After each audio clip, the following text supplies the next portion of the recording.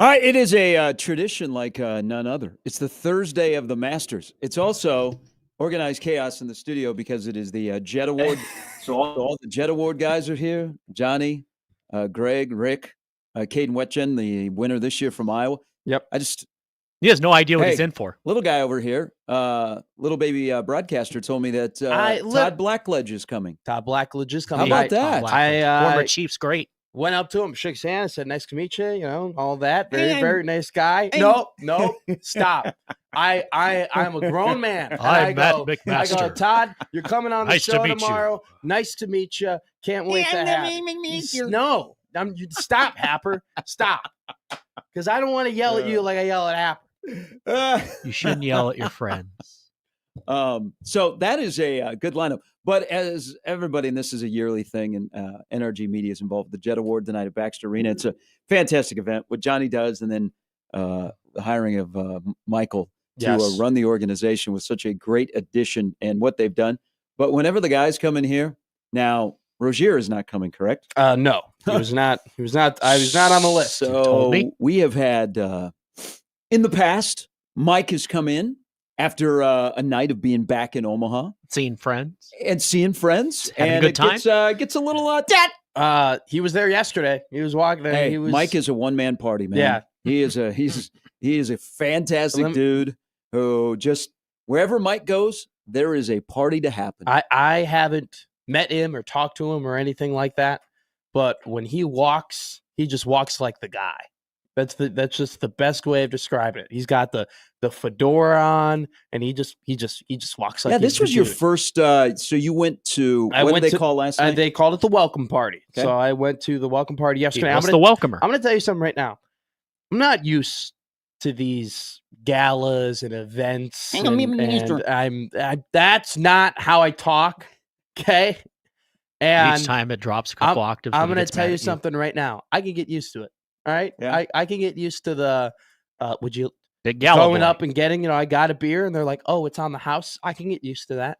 Your money's no good here. I can Warhorse called us. I can get used to meeting some people and shaking some hands and getting to know people. I can get used to they had this beautiful like chicken, chicken with the like lemon sauce and a very nice salad with a vinaigrette. The mac and cheese there was phenomenal. Ooh, mac and cheese. Then they had another open bar. Like it was nice, man. It was a nice event. So if you could make it to one bar, you could go to the other.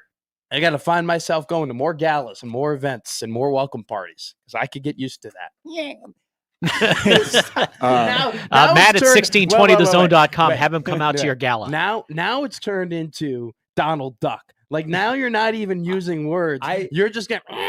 You're just going like that. Like I don't talk like that. How did this start? I don't think you talk like that, but that's how Connor does his impersonation of you, and I can't. Anytime I come to the studio now, that's all I hear. I think it's ruined. It's ruined everything. It's ruined everything. That's where you drew the line?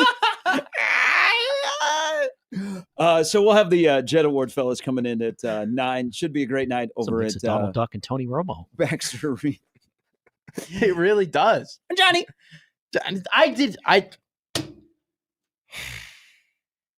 you know what? You'll see me tonight. We'll be there together. You'll see me tonight. I'll be nice to meet you, Matt McMaster. Yeah, okay. I'm the I don't stutter either. I mean, when I'm talking too long on the mic, I'll like go in circles a little bit, but I don't stutter. I don't have a stutter. See, Connor has ruined it for me. I know, because now every time you look at me. Now I don't even hear your voice. I hear. I know. Every time you look at me now, I know that in your head immediately the first thing that pops up is Matt McMaster. I'm trying not to think of this when I see you, but it's failing because it starts to entrench in my mind. So now you need to do a Connor impersonation. You do. You can do it. I'll think of it. Think of it. Yes. He goes workshop it.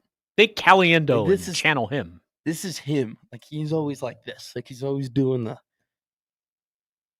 the head movement, stretching the neck. He's a big head movement guy. That'll be a poll question. Put up a poll question and tag Happer Show. Is Connor a big head guy? He's a big. And we will see who got up first on that show this morning, Josh or Connor, and their responses. All right, so the Jet Award guys will be in at 9. That's always a good time. And for people that will be there tonight, a lot of dignitaries. You'll be able to meet a lot of people tonight. I met a lot of the people. mayor will be well, there. Well, the funny thing is that I met a lot of people yesterday, so it'll actually be like seeing some old friends today.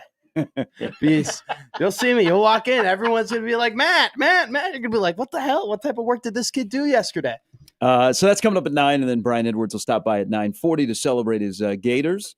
He's not really a big golf gambling guy, so I like that. I like that Brian Edwards sticks to his guns. That he knows where to go and where he doesn't. what he's good at. There's two sports that in my lifetime of dealing with Brian, baseball and golf, are not going to be things that he will be commenting on. Wow.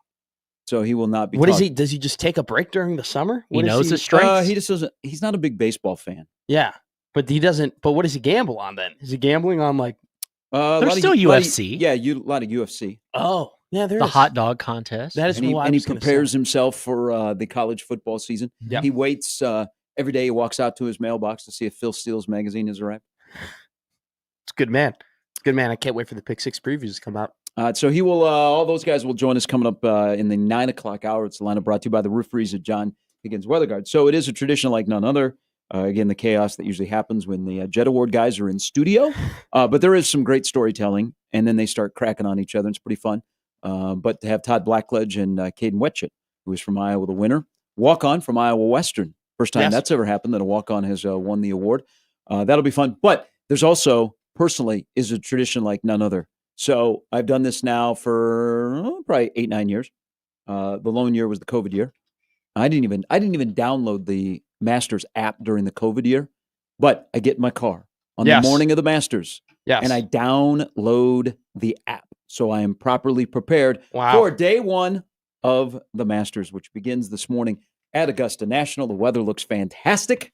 Let's go. Day one leaderboard, Russell Henley. Please. Wow. Please. That's your pick. He's so, you do like the normal, okay, these make sense. And then you do the off the radar. Sure. Russell Henley. I mean, people might be surprised where he ranks in the world rankings, how he's played. He's a Georgian. He's my little dark horse in the Masters. I don't do the leader after the first round just because I feel like it's just such a crapshoot and you're guessing at that point. But I do like that. I do feel like you have to go. You can't go with like Rahm or Scotty or anyone like that. Like you got to go with like a bit of a niche. Like, oh, he's up there. Like one of my pick would have been Maverick McNeely. Like that would have been like a real like, oh, look at really off the board. Exactly. Like, oh, look, oh my God, Maverick McNeely. And then he'll fall off like come Sunday and he won't really be in the hunt or anything like that. But it is a tradition like any other. And this one, for me, by far the most special because the Taste of the Masters came in yesterday. That's why I'm here. It was great. Where is it? I want to apologize. Of course. I was going to, and I still am. Someone has been let down a lot in his life. I was going to gift. I was going to bring stuff in, and I had it all prepped. I actually had like everything moved out, and I was going to gift you guys, and you still will get gifted. Do we get some coasters things. And cups? You're both going to get one coaster and one cup. That's exactly what you're one going of me. to get. That works. So I'm going to tell you right now. On my table is like a little like patch of things that I was going to bring into work. Yeah. I forgot. So I'll bring it in tomorrow. So I want to apologize in that regard. You can make it home and back. We're by not 7. eating any of these things until Saturday. So we're not like fully, so I can bring it in tomorrow.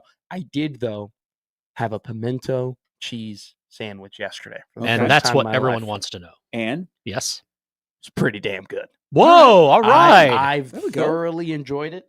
I was having it yesterday, and I was like, man, this is the type of sandwich that if I was like out on a lake, and I was fishing, like after having one salami sandwich, I would want to have a pimento cheese sandwich. It was good. Now, I'll tell you something right now.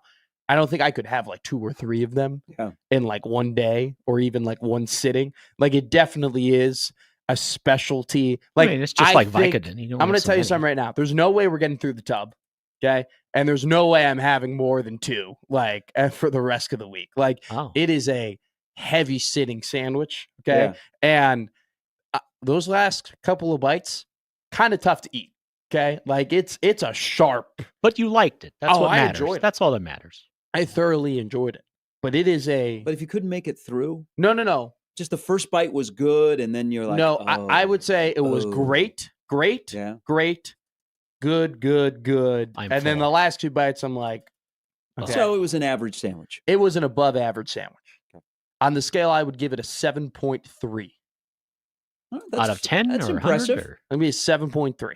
Did you have Out of any of 10. the egg salad or the pork No, barbecue? I did not have anything else. I just had. So I just got home. I had eaten already. Like I was already full. Like I was aiming to go to bed pretty quickly. So I just had one pimento cheese sandwich. Today I will have egg salad because I really, really like egg salad. So I look forward to that. I ran into a listener yesterday who said, I heard you guys talking about the Taste of the Masters. He goes, I've done it before. He goes, I think it's great for people that don't know much about the Masters to have a little Masters party. He said what they should do, and it would not travel very well. And of course, then he went with the flex of, I was at Augusta 5 years ago. Yeah, there it is. He said the chicken biscuit and the breakfast sandwich might be the two best on the menu, but they just don't travel. So they would never include them in the Taste of the Masters, he said. But those are the banger of Whenever sandwiches. I see these like Twitter videos or TikTok videos of people like grabbing breakfast or stuff like that, they're always grabbing the chicken biscuit or the breakfast sandwich. Because it's delicious. Hey, in the South, you can't. The chicken biscuit tastes different. It Just really hits differently in the South. Yep. See, I'm not a big biscuit guy. I'm not either. But when you're in the South, you must eat a biscuit. A biscuit. Okay. And it's just like the spicy Popeyes chicken hits different back home. It's different going to get a biscuit at McDonald's, the Cat Head Factory in Gainesville, Georgia, compared to going to like Quick Trip. Yeah. In Omaha, Nebraska. Yeah. It just is a little different. But even like the Pillsbury, like when you get the Pillsbury stuff, like I'm taking the crescent rolls over the biscuits any day of the week. Like even in that regard, even in like no, I love crescent rolls. I could eat crescent rolls every day of the week. Crescent rolls, put a little salt, top on butter. Oh my God. So your unboxing was good yesterday. It was good. I was like, I had taken a nap, and then I'd woke up a little late, and so I was like kind of dozy, like I was out of it. You didn't like right when you went home, open it up? Well, I was told it arrived, but it had arrived at my roommate's house. Oh, so you had to wait. So I had to wait for him to bring, because he didn't want it. His rationale was Don't you live with your roommate? Yes, at the same house. Our packaging system over at where we live is incredibly inefficient, okay. and they actually don't reserve anything for anybody. They just put it in a room. You actually just and don't you have to get it. like walk into the room and find your things, and it's a very easy way to get stuff stolen. Okay, so we had it delivered to his house. Oh, gotcha. And so when he was like, "Oh, it arrived at his house." It didn't arrive to the room, to our apartment. These blue pills until are like candy. 5 o'clock. And so I was out of it. And then I walk in and I see the box and it's open and it's got this beautiful, 89th Masters, like and it's got Augusta there. Like a glow when you open it. Oh my God. It was like, it's an impressive package. I saw it and I was like, oh my God. I got out of it. Like it literally shook me out of like the funk I was in. I was just so fired up to see it. So I'm excited. Harold and Kumar finally get to White Castle. No, hey, it's a great idea. It is. And I think I'll do it next year. I forgot. Sending the package. I mean, it's pretty cool. It's just very unique. And now we have cups forever. Cups and coasters and tissue paper. Yes, the tissue and paper. Toothpicks. The tissue paper is impressive. We also have memories. So as the Masters gets underway today at Augusta National, yesterday was the par 3 contest. Scott Van Pelt on golf is banger. Yeah, him hosting that is fantastic. So, you watch it and you know that the old adage is if somebody wins the par 3, they're not going to win the tournament, which who cares? But here is why I think I might quit golf. So I'm watching yesterday and, the golfers have their kids out there. Yes. And, Spieth's kid is really, really cute. And then you have Rory McIlroy's daughter, Poppy, who on 9 hits this long putt. Her form was not really good. Yeah. I don't want to break down her form, but I don't know that I would advocate holding the golf club like that. But sure. Again, she's 9 years old. So she hits the putt and it rolls and rolls and rolls and then rolls in. And I watched it over and over because it was cute. And then I thought, I have no shot of being a good golfer ever. Yeah. But then I got to thinking, sure. It's such a cool tradition, I mean, these guys are out of the house, 5 days a week when the season is going on. They fly across the country. Now, most of them have private planes, but the families travel with them. So you don't get to spend a lot of time with the kids. And I think this is a great tradition at the Masters. I think this should be a tradition at all All-Star games. You kind of see it at the home run derby. Oh, sure. So, more and more players that participate in the home run derby will have their kids sitting with them on the field. Think about this. Think about if you had, like at the NBA All-Star game back in the day, where you could bring your kids. Think about all of the Sean Kemp kids. Think about at the Pro Bowl. If you brought your kids to Kids Day, Tyreek Hill or Antonio Cromartie, this would be fantastic. You don't like Tyreek Hill at the This is Pro Bowl. ridiculous. Tyreek Hill at the Pro Bowl would have 9, 10 kids out there. This is ridiculous. Because I thought originally it'd be great. I thought originally this was like a real sentimental Gary Sharp. It is. I want to see. I think we should spend more time with our kids. Gary's advocating for today's youth. I want to see the athletes be more for human. You. And you immediately go to not the nuclear families, not the families that are super together, that are very cute. You immediately go to, I want to see how many baby mamas show up, and I want to see how many different kids with different women that all these people have. Sign me up. That sounds you like, immediately. that fun. I thought you were going for sentiment. Don't you think that would be sweet? You went for E-News reality TV. That's what you're going for. But don't you here. get them all in one place? Isn't that bringing people together? Ain't that what it's about? Do you think Tyreek Hill really wants his 5 baby mamas all together? I mean, it depends on the context. Maybe in one area. I don't think. I've seen Requiem Tyreek for a Hill Dream. wants that. I know it's possible. I don't even think the baby mamas want that. Well, I don't know if the Dolphins want Tyreek Hill right now, Yeah, but that's a good point. I think that Team or the you know animal. what? Why not see the athletes with their kids? I mean, you don't have to bring the mamas with them. Not every wife was out on the course yesterday with the golfer. Sure. Fine. Sure. It's a little bus for Boys and Girls Club. If you want to see all of the different kids that all these different guys have and how they all look different from one another, There's be nothing my wrong guest. with having a lot of kids. I mean, no, there's nothing wrong with having a lot of kids, but there definitely is the negative optics of having a lot of kids with a lot of different women. I mean, They're as long supposed to as have you someone support the else? kids, right? And you leave your hands off them and leave your hands off your baby mama. Yeah. It's okay. Yeah. I mean, that's apparently People are waiting- difficult boxes to check for some athletes. So Matt's out on unfortunately. kids. People is what are I'm waiting. getting I'm not at. out People on are waiting kids. longer I'm to just- get married. Okay, they're not having kids. Yeah. Okay, they're hanging out. They're being I single.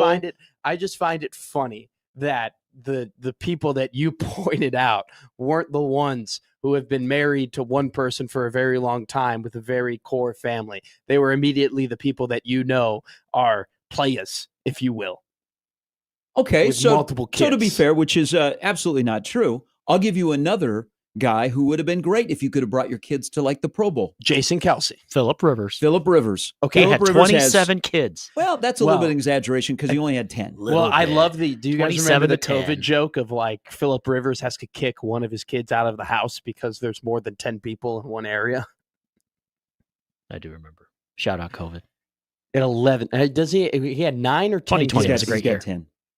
Yeah. Jeez. There's That's a team. lot of kids. It's a lot of kids. Hey, he's he came from a large family. He said, you know what, we got to keep it going. Let's have a large family. But you could have, I so just got it a would migraine dispel- thinking It about would dispel your thing of me just wanting I'm just saying multiple- the people that you him and his- pointed out. him and his wife the- Tiffany. Your God bless- examples were God bless- immediately wrong. God bless his wife to have 10 kids. That's a lot of kids. A lot, I mean, lot they're of, not lot of stretch adopted. marks. Yeah. They're coming out of Tiffany. That's 7 straight years, or over 7.5 straight years of being pregnant. That's rough. That is absolutely wild. Well, I think they take a little time off. I don't think it's immediately No, have but a no, kid no, and no, you're like, no. hey, Oh no, You no. do need a few No, I weeks don't- for We gotta things go to back No, to but I'm work. talking if you add up all the months total, like in total in her life, there's been over 7 years of her just carrying a baby in her stomach. I mean, that's absolutely wild. That's absolutely ludicrous. I mean, from He a had certain, nothing to do with it. He had nothing to do with it. Ludicrous now. One there. So see there, it's not all like athletes have like multiple moms with multiple kids. Some Some people have people are like multiple Philip kids. Rivers. I They have know. one I'm mom not for 10 claiming. kids. I never claimed that all athletes have multiple kids with multiple moms. Wouldn't that be great to You have all just- those kids but you running just- around? But you just pointed out your immediate like examples were the TLC. athletes who all have multiple kids with multiple moms. I'm sure your next example was Anthony Edwards. And then BYU. It all. You think you could name all of Tyreek Hill's kids? No, I don't even know what one of them is named. Well, he's gonna Bill. find out the NFL doesn't necessarily need him. Yeah. I mean, is he worth the squeeze? Nope. Can the Dolphins win with him? Can they win without him? The Chiefs have done both. They drafted fast guys. It doesn't. In It Kansas actually. City. They're just fine. It's been proven over the last at this point 3 seasons that it does not he does not immediately make the Dolphins incredible Super Bowl contenders, and that they have plenty of problems on that team, especially on the defensive end, regardless of what he does. So, yeah, I don't know. It's a terrible situation. You're absolutely right. They're going to find out that they don't mess around when it comes to those situations. I don't know. And he's a guy too. To be fair, I mean, there's a guy that loves Father's Day. I don't know that you could. I'm scrolling here. I don't know that you could remember all of his kids' names. That he could remember all of his kids' names? Yeah, you know what? I think that's a problem when you get to a point in your life you can't remember your kids' names, and you still are healthy. You can't just rattle them off. My parents call me the wrong name all the time, and I only have 2 siblings. They call. Do you want to admit that out loud? No, seriously. They call you the wrong name. They'll be like, they'll be talking Chris, Matt, Mike. Do you have a brother named Chris? Yeah. Okay. That would have been weird. Okay. Yeah. Okay. That's a little bit. I was going to say, if you didn't have a brother named Chris and they were calling you Chris, No. Herman? Who's Herman? We might have to have some speaks. No, they will call me my brother and sister's name. One time, my mother called me the dog's name on accident. Dog is adorable. So I think this is a more common occurrence. I don't think you want to than you admit think. this out loud. That doesn't make your mom look good. No, she'll just be in a rush and be like, and she confuses you with the dog?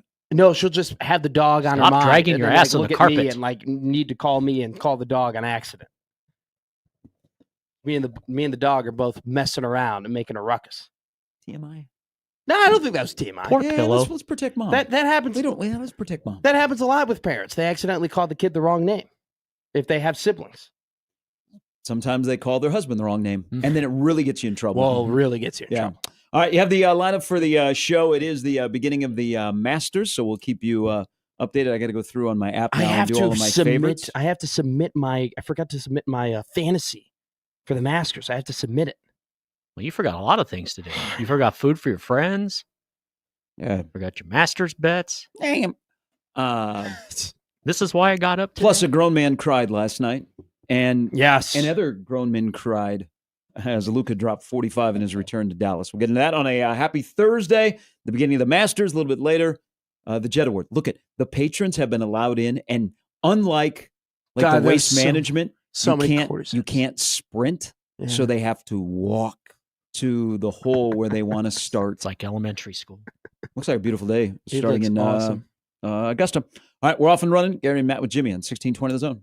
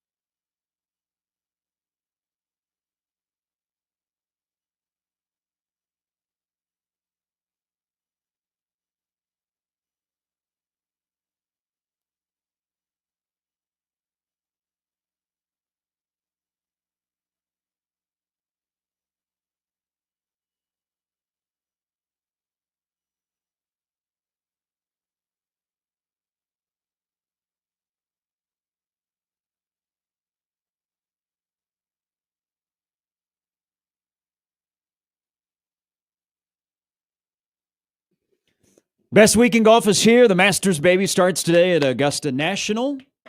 The music that is attached to that sport and that venue and that moment for the next 4 days. Buckle up, Buttercup. Yeah, there was a time where Nebraska had a spring game and it was on the Saturday, the Masters.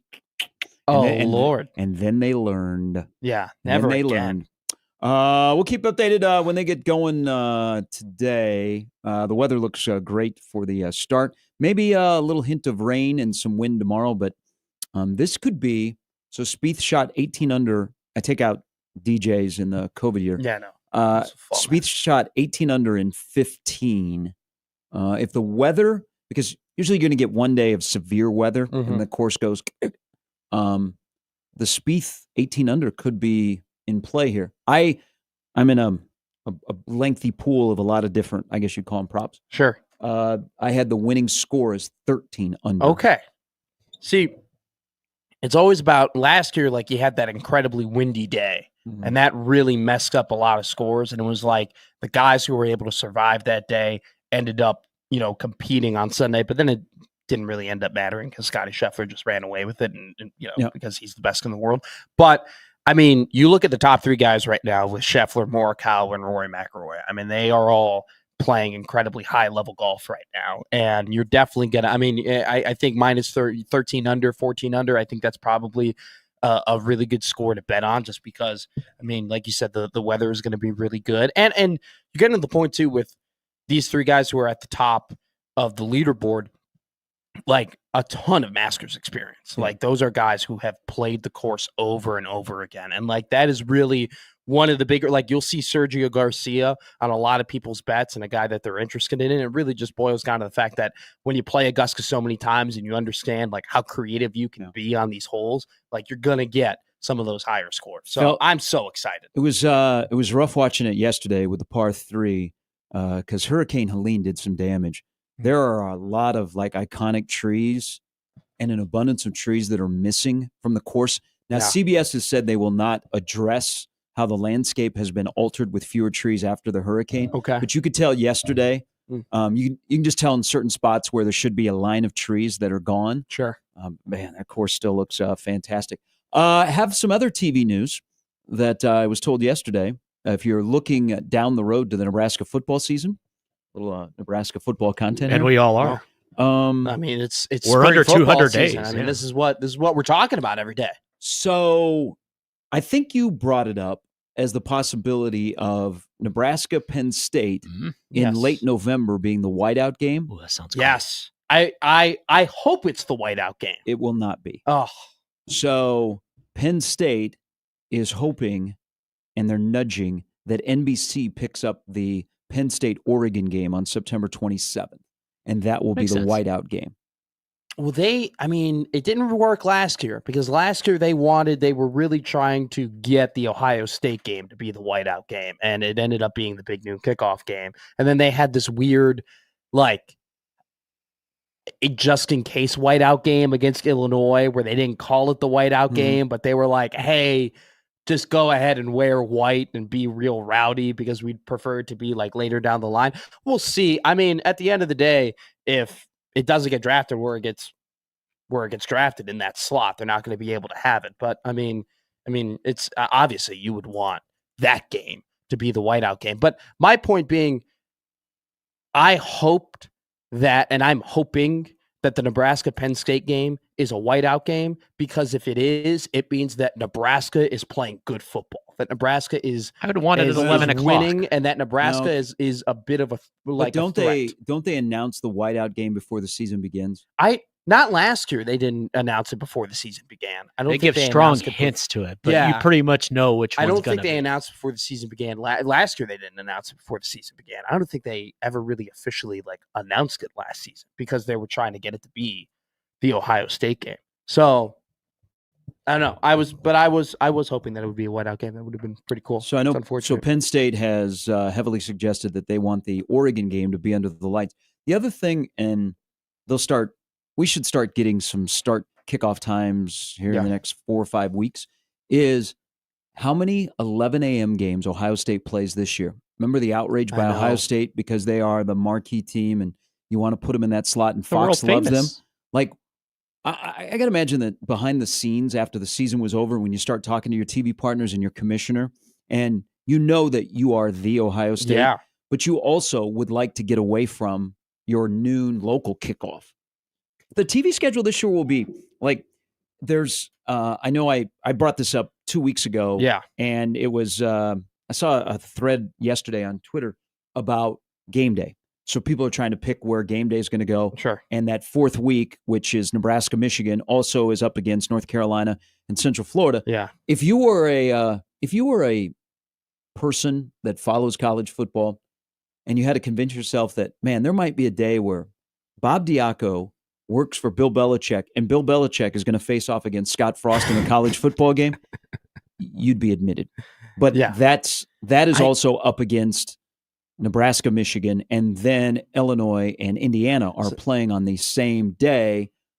I still think because of ESPN's connection to Belichick, as long as North Carolina is unbeaten and Central Florida is unbeaten, that they probably will go to Orlando. But if Nebraska rolls, and if Michigan rolls like Oklahoma, for example, then it might come here. But I think it would be more likely that Fox would come here compared to game day.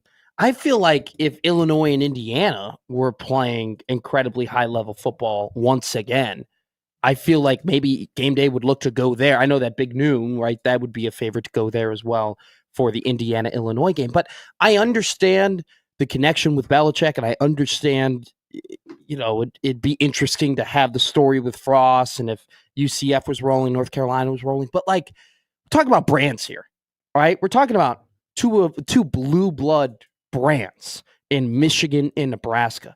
And I don't care who the coach is of North Carolina, and I don't care who the coach is of UCF. Spent a lot of money on his staff, $12 million on his staff. Nebraska is playing really good football, and Michigan is playing really good football, and it's in Memorial Stadium, and the spread is like within 4.5 points. How do you not put a spotlight on two of the biggest brands, not only just in the Big Ten? Fox will. ESPN would be. So I know, they're two Big Ten teams, and you would be up against two teams that you have their rights. Yeah.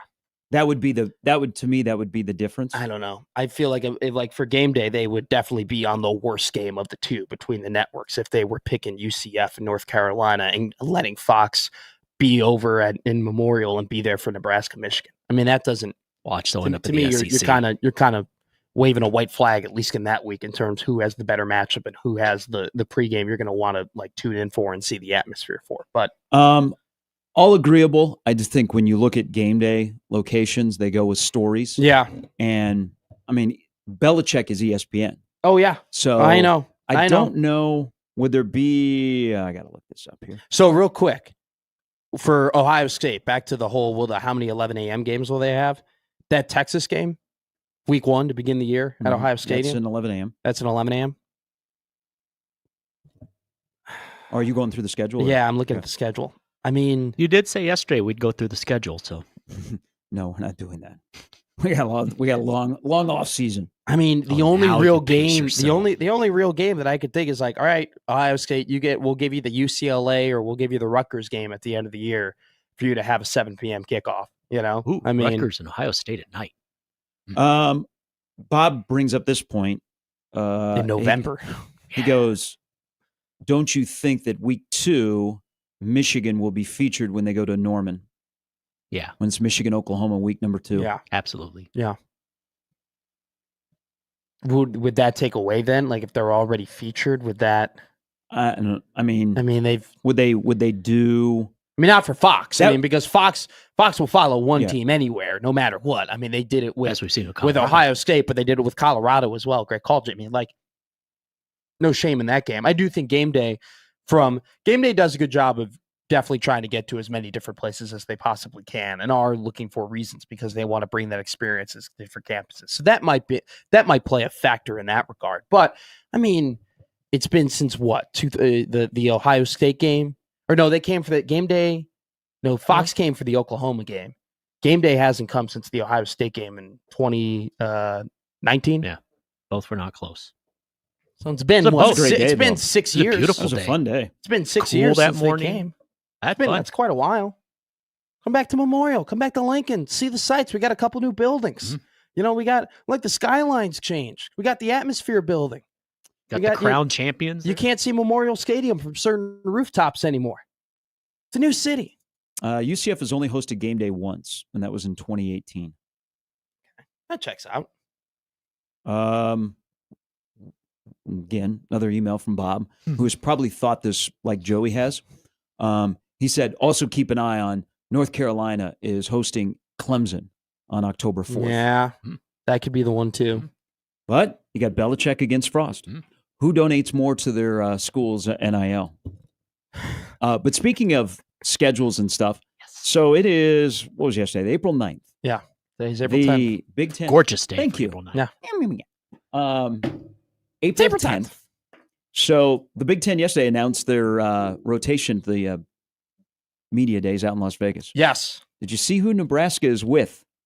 So, because two of the teams have been already mentioned that are going to meet up. So Ohio State, Indiana, Illinois, Nebraska, Rutgers, and Maryland are all on day number 1 out in Vegas on the 22nd of July. That's a motley crew. Ohio State will suck a lot of oxygen out of the room. Defending national champs. Jeremiah Smith probably will be there. Yeah. Ryan Day will be there. And then you have Indiana, Kurt Signetti. Last year, people are like, who is this guy? Now they will be, okay. And then you got Illinois. Then you got Big Orange, who will show up, and they could win 10 football games this year. That's going to be the big, they'll be the Big Ten darling. Everybody will be talking about Luke Altmaier and how they're bringing so many guys back. And Brett Bielema has built this big, beautiful thing in Champaign. Absolutely. I mean, they're going to. Don't body shame him like that. I'm just saying. They've just, you better take them seriously. Oh, absolutely. I'm taking them seriously. I mean, I learned my lesson with Bert agree. last year. I agree. I'm Team Bert. Hey, he can weigh 700 pounds. Man can coach football in the Big Ten. Okay, they may not beat the Oregons and the Penn States, but they find a way to win 9 to 10 games. Pretty darn salty. I mean, around here, you would take that. Oh, in a heartbeat. Then you have Nebraska, which will garner a lot of attention, and then Maryland and Rutgers. Here's what I think they should do. So I get why they're taking it to Vegas. Okay, they're trying to get it to a bigger stage. I would love this idea for the Big Ten to promote the sport of football is take it out of Indianapolis. Okay, Indianapolis gets the championship game. We don't need the media days there. Okay, just because we can do the media days inside of Lucas Oil, what they should do to really, really promote this event, which has kind of waned a little bit, less star players come, less access to the local media, more garnered towards the national media. Why don't they put this thing on wheels? Let's don't go to Vegas. Ooh. They should go to the Big Ten footprint. Okay? So if you came to Omaha, for example, you would take care of Iowa. You got Nebraska. Next year, you go to Minneapolis. You get Wisconsin, Minnesota that are close by. You go to Columbus. You go to Detroit. So you get Michigan, Michigan State. You could drop back into Indianapolis and get Indiana, Purdue. But, like even Chicago. You could do Chicago and you'd get, you could do Wisconsin and Illinois. But I would love to see them with this because, there also are less people that go and cover it these days. Yeah. Because there's less people in the media. Why not take it and move it around your footprint? And can you think if we had 3 days in this city of the Big Ten Media Days for football, what it would be like? It would be a celebration of football. Oh, yeah. We would be nonstop on this radio station. They might send you. You'd have fans. You'd have fans just like you see at the SEC where you get the Gumps that are in the lobby to get, Saban or DeBoer's autograph. Yeah. You'd have fans lined up. You could make it bigger than what it is. Instead of taking it and saying, hey, this is just a media event, take it and make it a big deal for the players and the coaches. Yeah. The kickoff to football. Let fans. Let it be like a fan celebration, like somewhere. Media day at the Super Bowl where they sell tickets to fans that can come sit in the seats. You could do something like that because you would have the event at the Chai. So you'd have the conference rooms, the big ballrooms, the conference center, and then you'd have stuff in the big arena. You definitely would have to, right? if you were to do that, you would have to have people to come together and definitely try and make it more of a fan experience. Hey, what are certain fan amenities that we can put together that are going to make people want to buy a ticket and come to this thing? What are raffles we can do? What are sweepstakes we can do? Hey, maybe you have, here's an idea. You have a personal, little autograph session with, different coaches and different players and stuff like that. I think you were going to high school in the city when it was in Chicago. But they used to, and this drove a lot of us nuts, is the luncheon was bigger than the actual media event. Oh, sure. So the Big Ten would go all in on this luncheon because they were selling tables for like $1,500. At the headquarters? Was this at the headquarters? No, this was, okay. What was the Drake? Yeah. Downtown. It was Dan Gideon's. No. The place where, the Fugitive. Wait, that was in New York. The courthouse? No. That was in Cook County.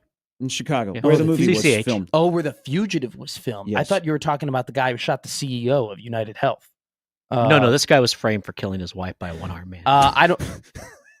Thank you.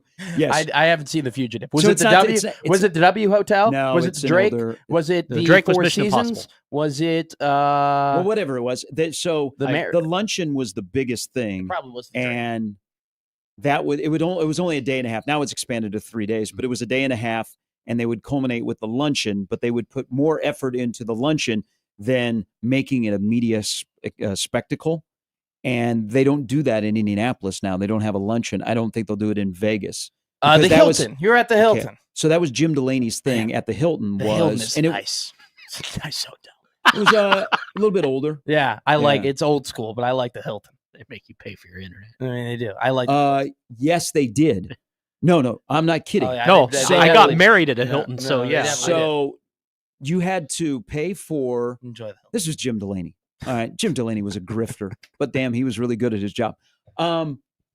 You would have to pay, of course, radio rights to broadcast from there, and then so that you could, as individuals doing shows, you had to pay a fee to be able to be on the internet. Yep. Oh, it was. Oh, that's off. How do you even make money off It of was. that? It was one of the bigger. That's how I started my wedding day with F-bombs. Oh, that is a But scam. but What it do you was mean? like- It is was a like- total It was scam. like, okay. There is no way anybody's making money off that if you got to pay for all those different things to then be in that crappy hotel. Somebody which get Paris probably on has line a terrible echo to begin with anyway. I think we stayed in did we stay in an Airbnb? I think we stayed in an Airbnb.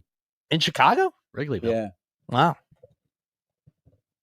How long ago was that? This was Bo was the head coach. Airbnb back then in Chicago. That's an interesting place. Nice place. Yeah, Oh, it wasn't sure. that It was a long really ago. nice place. But But the media days will be in Vegas. I like the- 22nd, 23rd, and 24th. just as long as I like the idea of taking it on the road, just as long as they find the right venues and have the right idea to make it. Because I don't think it really makes a difference unless fans are very much involved. Like if it's just, hey, you're just getting the media, like the media are just coming, just put it in one place. Who really cares? We get our content from there. But if you want to make this like a actual, hey, we want to sell tickets and we want fans to interact with different teams and be a part of the Big Ten, I definitely think taking it on the road would be a great idea. I think when that release came out yesterday, I looked and tried to compare. I think they've released more information about the Big Ten media football days that are not until July than they have anything about Big Ten baseball. Imagine that. A little surprised. No. Man, what a top heavy first day. Tuesday is really the only day. You get to Thursday, it's really only Michigan. It's Michigan and Iowa. I will be pretty good. Who the hell's who really cares about Did they those two put teams? all the West Coast schools on the middle day? No. They're on Thursday. UCLA and USC are on Thursday, and then Pac-12 day. Oregon and Washington are on Wednesday. So they've split them up. UCLA is in Los Angeles. Yeah, I did.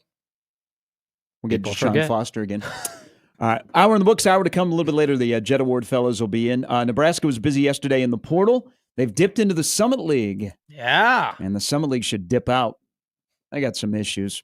Plus, we'll begin Augusta National. The shot clock is going right now. That was an interesting idea from Scott Van Pelt yesterday. And we'll talk about the slow play. And a night in Dallas last night was very, very uncomfortable. Very weird. It's scary, Matt. 1620 the zone.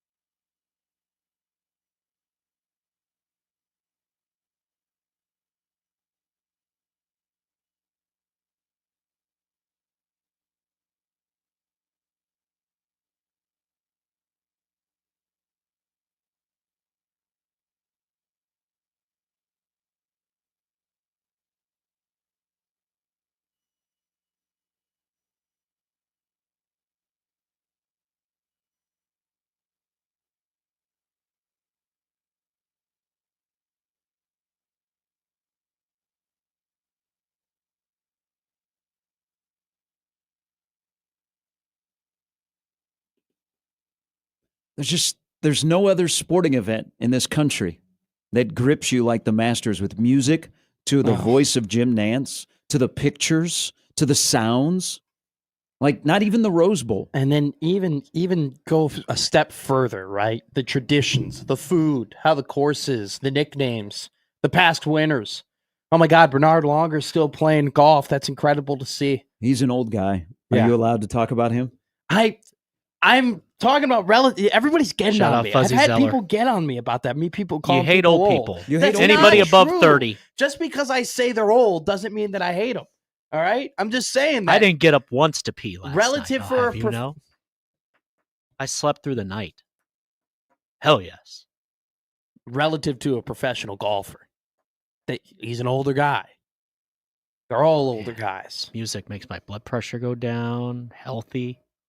Life is good. and then a minute and a half later, it's done, and then it spikes back up. Do you know on I mean, pretty much. Do you know- Georgia. Do you know on the Masters YouTube channel, they have this song On loop. like just on a loop, where you could just play it as background noise. I might do I that had a tonight when I buddy- go to bed. I don't know even know what, like, so, Yeah. it's here and we've That's downloaded the great. Masters app. I don't know if they have music on the Masters app.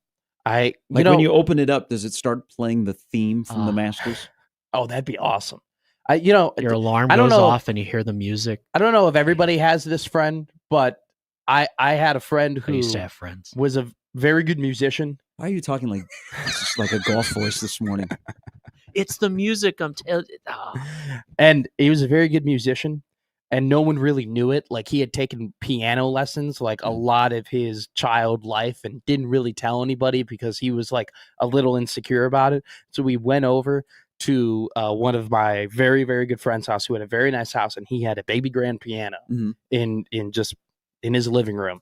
And my buddy Nino, who, once again, no one knew he could play piano, stepped up to the baby grand piano and started playing Masters music. Just out of hello. nowhere, which is playing the Masters theme. That's And like next everybody level charm. oh my God, was just shock and awe that no one knew he was a musician. And then the wherewithal from him to know the crowd that he was with, that, hey, the banger that's going to get everybody going here at this little half party we're at is the Masters theme, was absolutely incredible. It was an iconic moment in friend history. Never forget it. Never forget it. Damn, shout out Nino. Shout That's out a Nino. flex. Shout out Nino. What's Nino doing these days?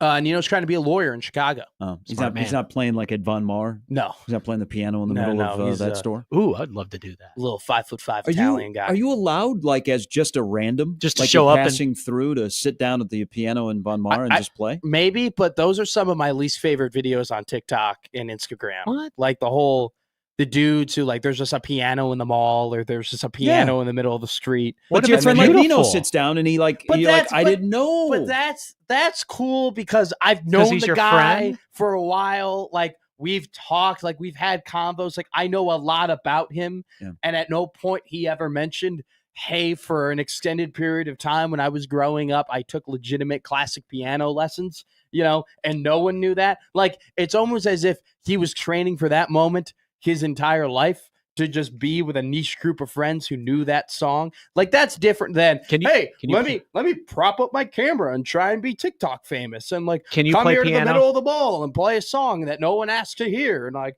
do do do do do do. And then all of a sudden oh my God, so random. This other woman who just knows how to sing so well knew exactly the song I was playing and started singing behind me. Wow. Oh my God, what You a just cool crapped on our moment. content idea. This would have been a great idea. You go just Von Mar and start playing, get a camera and just get a little zone thing on there. I can play Jaws. That's all you need. I can. That's all you need. You know what? That's how when I was a kid growing up in my neighborhood, Yeah. we used to judge if you were rich or not, if you had a piano in your house. Is that why my mom was adamant that we had to have a piano in our house for my entire life, that we never used and never played? It's all about No one status. ever touched that thing, that we always had to have it. There was a kid that was in my grade that hung out with us and played in the neighborhood. Last name was Coffrin, Tim Coffrin. Okay. And his parents, I think, were well to do. They had good jobs because they worked 7 to 3. But they had a piano in their house, and I remember, like, you're in like 3rd, 4th grade, you're like, man, you seen Tim's house? Tim's got a piano. Man, they got so much money. And they live like in a modest house. Sure. You know, like a nice white flight suburb in Des Moines. Like you go back like and visit it a couple years later, like, this was a little bit bigger when I was about a foot shorter. But they had a piano. And I'm like, they are so rich, Mom. They have so much money. They have a piano in their house. Do you see the mahogany? No. Do you see the tan on the mahogany? Oh my God, those are ivory keys. 20s up in the air like confetti. Oh my God. Big deal. He's got candles on his birthday cake. So yesterday, Fred Hoiberg spoke in Lincoln. He likes golf. He does like golf. He lives on a golf course. Has a hell of a winery. I'm thinking, as they did the press conference and he had the crown right there on the mantle. Yeah. I think the crown should go on a tour of the state. I think, I'm not joking. I can get behind this. It's a very unique award. Take it to Like Ord. when Nebraska won the NIT. You're on one today. There was nothing to go around the state to celebrate the NIT. You are idea Gary today. You got an idea for everybody. Why not? Marketing background. Why not? Because, it's like it's a unique trophy. Why not? You think the people of Ord, Nebraska? Yeah. Would love it? Yeah. Alliance? Yes. Sydney? Here's what they should do. When they have the Husker games at the end of the month, why don't they have an area that's set up where you can get autographs from the men's basketball team and you get to try on the crown and you get to have your picture taken? Or with Ed Foley. Let's go on a statewide tour like at Hy-Vee. Like you walk into your favorite Hy-Vee, and I don't know if they have an official grocer sponsor of Nebraska athletics. It's a helping smile in every aisle. And you have a stand where there is the crown and you can take pictures of the crown. Very much like, when the Royals won the World Series, you remember the World Series trophy came and took a visit here in this town? But that is the World Series trophy, okay? That is like the coup de grace to some people of the sports world. Don't be tinkling on the crown. You'll get some pushback. Wait, they want to go all in on the crown. I think you cannot compare. I'm vibing with you. This is a great idea. You compared, but it's a unique traveling trophy. With the World Series trophy. It's a unique traveling trophy. with the crown. Send Ed Foley with the crown to different towns in Nebraska. You want to keep the attention towards basketball in the offseason? Why not go on a tour with the crown? Ed Foley and Jacob. What high schools are really going to let the kids out of class early so they can all go to the gymnasium? It's going to be during the summer. Around the crowd. School will be out. If you're not detasseling, you go to your and take a look. favorite Hy-Vee at 90th and Center, and you walk in there. That would make it an even bigger joke. If they were going to Hy-Vees and they were showing off the crown. Well, where else would you go? I don't know. Go to like a gymnasium. Walmart. Or go to like a YMCA, or go to like a community center. Go to the town community center. You want people to come and see it, and they can get their picture taken. Most people can't can't go into a gymnasium. I don't know if you've been to school lately, but they have security. You have to buzz. They and you have to wear a name tag. I'll be doing that tomorrow. Can you imagine? At school. Ooh. Can you imagine? Fred's got a buzz and be like, "What's the reason for the visit? What's the reason you're here? We have a trophy that we want to show off. Who are you?" Now I do know this from coaches' visits and recruiting in football in this city that usually they've already prepared their name tags and the head coach meets them at the door, so they don't have to push the button. He actually goes and meets them when they get out of their vehicle. Okay. Can there be buglers? Hey, to sell tickets in the off season, to keep attention out there. Really? People are going to buy more tickets because the Crown Trophy showed up to their small town. You forget about Nebraska basketball in the off season. This is a way to keep it on the forefront. Would you include Lil Red just to kind of really reach out to that younger demographic to pull them in? Why not? 9 to 11 on Saturdays at random Hy-Vees throughout the state. You can go there. You can you meet a player or meet the head coach. Yeah. You get your picture taken, and you get to see the crown, and they'll even let you put the crown on. You know what? The crown was fun. Put the crown on. Put the crown on your head. The crown was fun. Let's have fun with this. Can you imagine Fred headlines. Hoiberg? Fred Hoiberg and three players are standing in a Hy-Vee with the crown on one table, and about like 10 feet away from them, there's someone with like cheese samples. A sample with like bacon wrapped shrimp. Exactly. There's like someone else. Look at this idea. Everybody's going to the bacon wrapped shrimp samples. Hey. Like, oh, this is great. What are you guys selling it for? I'm in. Like people walks up to Fred Hoiberg. What is this? Is this edible? Is this chocolate? I think the discussion of crown is bothering Creighton fans. Oh, absolutely. Because old man Doug writes into his own inbox. Which you can. The subject line is, can we forget about the crown? I mean, even yesterday. So he had a presser with the crown was there, and then the TV ratings came out. By the way, Nebraska likes watching Nebraska play. Yeah. If this is the apex of Hot take. Nebraska basketball, it's pretty sad. Agreeing more and more with Nebraska Ball Mike. He Apex came on the show on Raincoats. Monday and said the program is dead. Nobody which it said is. this was the apex. Nobody said this was the apex at The all. crown was fun. Winning is fun. Let's have some Hey, fun with it. recruits are asking about it. in Nebraska the- won in when the they had Zoom meetings. Apex. I mean, it's That's mattering. It's mattering for recruiting. Fred Hoiberg said yesterday they've gained some momentum with it. Chris says that thing should be thrown in a dark closet somewhere locked away and never spoke of again. He's You know not what? Craig James's kid. We can talk about it until the next season begins, and then we'll never talk about it again. Oh, absolutely. Yeah, your Absolutely. whole goal, It's your whole something. goal is not, hey, you know what? Let's go to the crown Crown. again. No, let's avoid the crown. Okay, that's the whole goal. Kendall but Blue, yet you want Kendall- them to go around the state showing the trophy. Hey guys, here's a trophy we never want to win again. Here, let's all take pictures. We by don't it. celebrate winning enough. I even think mean- Omaha men's basketball, they should, you know what? Bring out the regular season and postseason Summit League trophy at a baseball game. That would be way better. Why haven't they done that Have already? Why people don't break they go to- trash cans I like mean, a the little. Summit League trophy is more of an accomplishment than the Because, crown. Right now, I need the Omaha men's basketball staff to start accumulating players, not figuring out how to get trophies to a baseball game. But in due time, that will happen. Daddy needs to fill out his player sheet. I mean, we're running out of names. They have a big weekend. There's a little tease for you. They Good have thing a the weather should be huge, gorgeous. Okay. huge portal recruiting Weekend. weekend. Is this like the recruiting weekend Nebraska football had about 2 years ago when they had like 25-star recruits or no, whatever show up? because they don't have very many spots. They Yeah. only the Omaha basketball is boring in the portal. They lost Markel and JJ, and Josh Strite is out of eligibility, so they don't. And they have 7 of their 10 guys are coming back, so they have 3 of their 5 starters. So they don't have like a lot of openings. So it's kind of like boring. Like Markel and JJ committed like boom like that. How about this though? One quick thing, because then I want to transition to another guy from the Summit League about Kendall Blue committing yesterday to Nebraska. Thank you, Emmett Johnson. Is Mickey Joseph? You've heard of Mickey? Yeah, I remember him. Mickey's at Grambling. I've heard of him. Oh, that's right. I listened Do to the zone. you know I this remember. story real quick? Go ahead, tell him. It's a good one. Have you ever talked to Heinrich Harburg No. since this? I have not. Oh, you're the. Heinrich and I've never talked to Heinrich. Before we knew him, he was a topic of conversation on this radio show. This time slot. Look, it was a fair question. He dropped them, bro.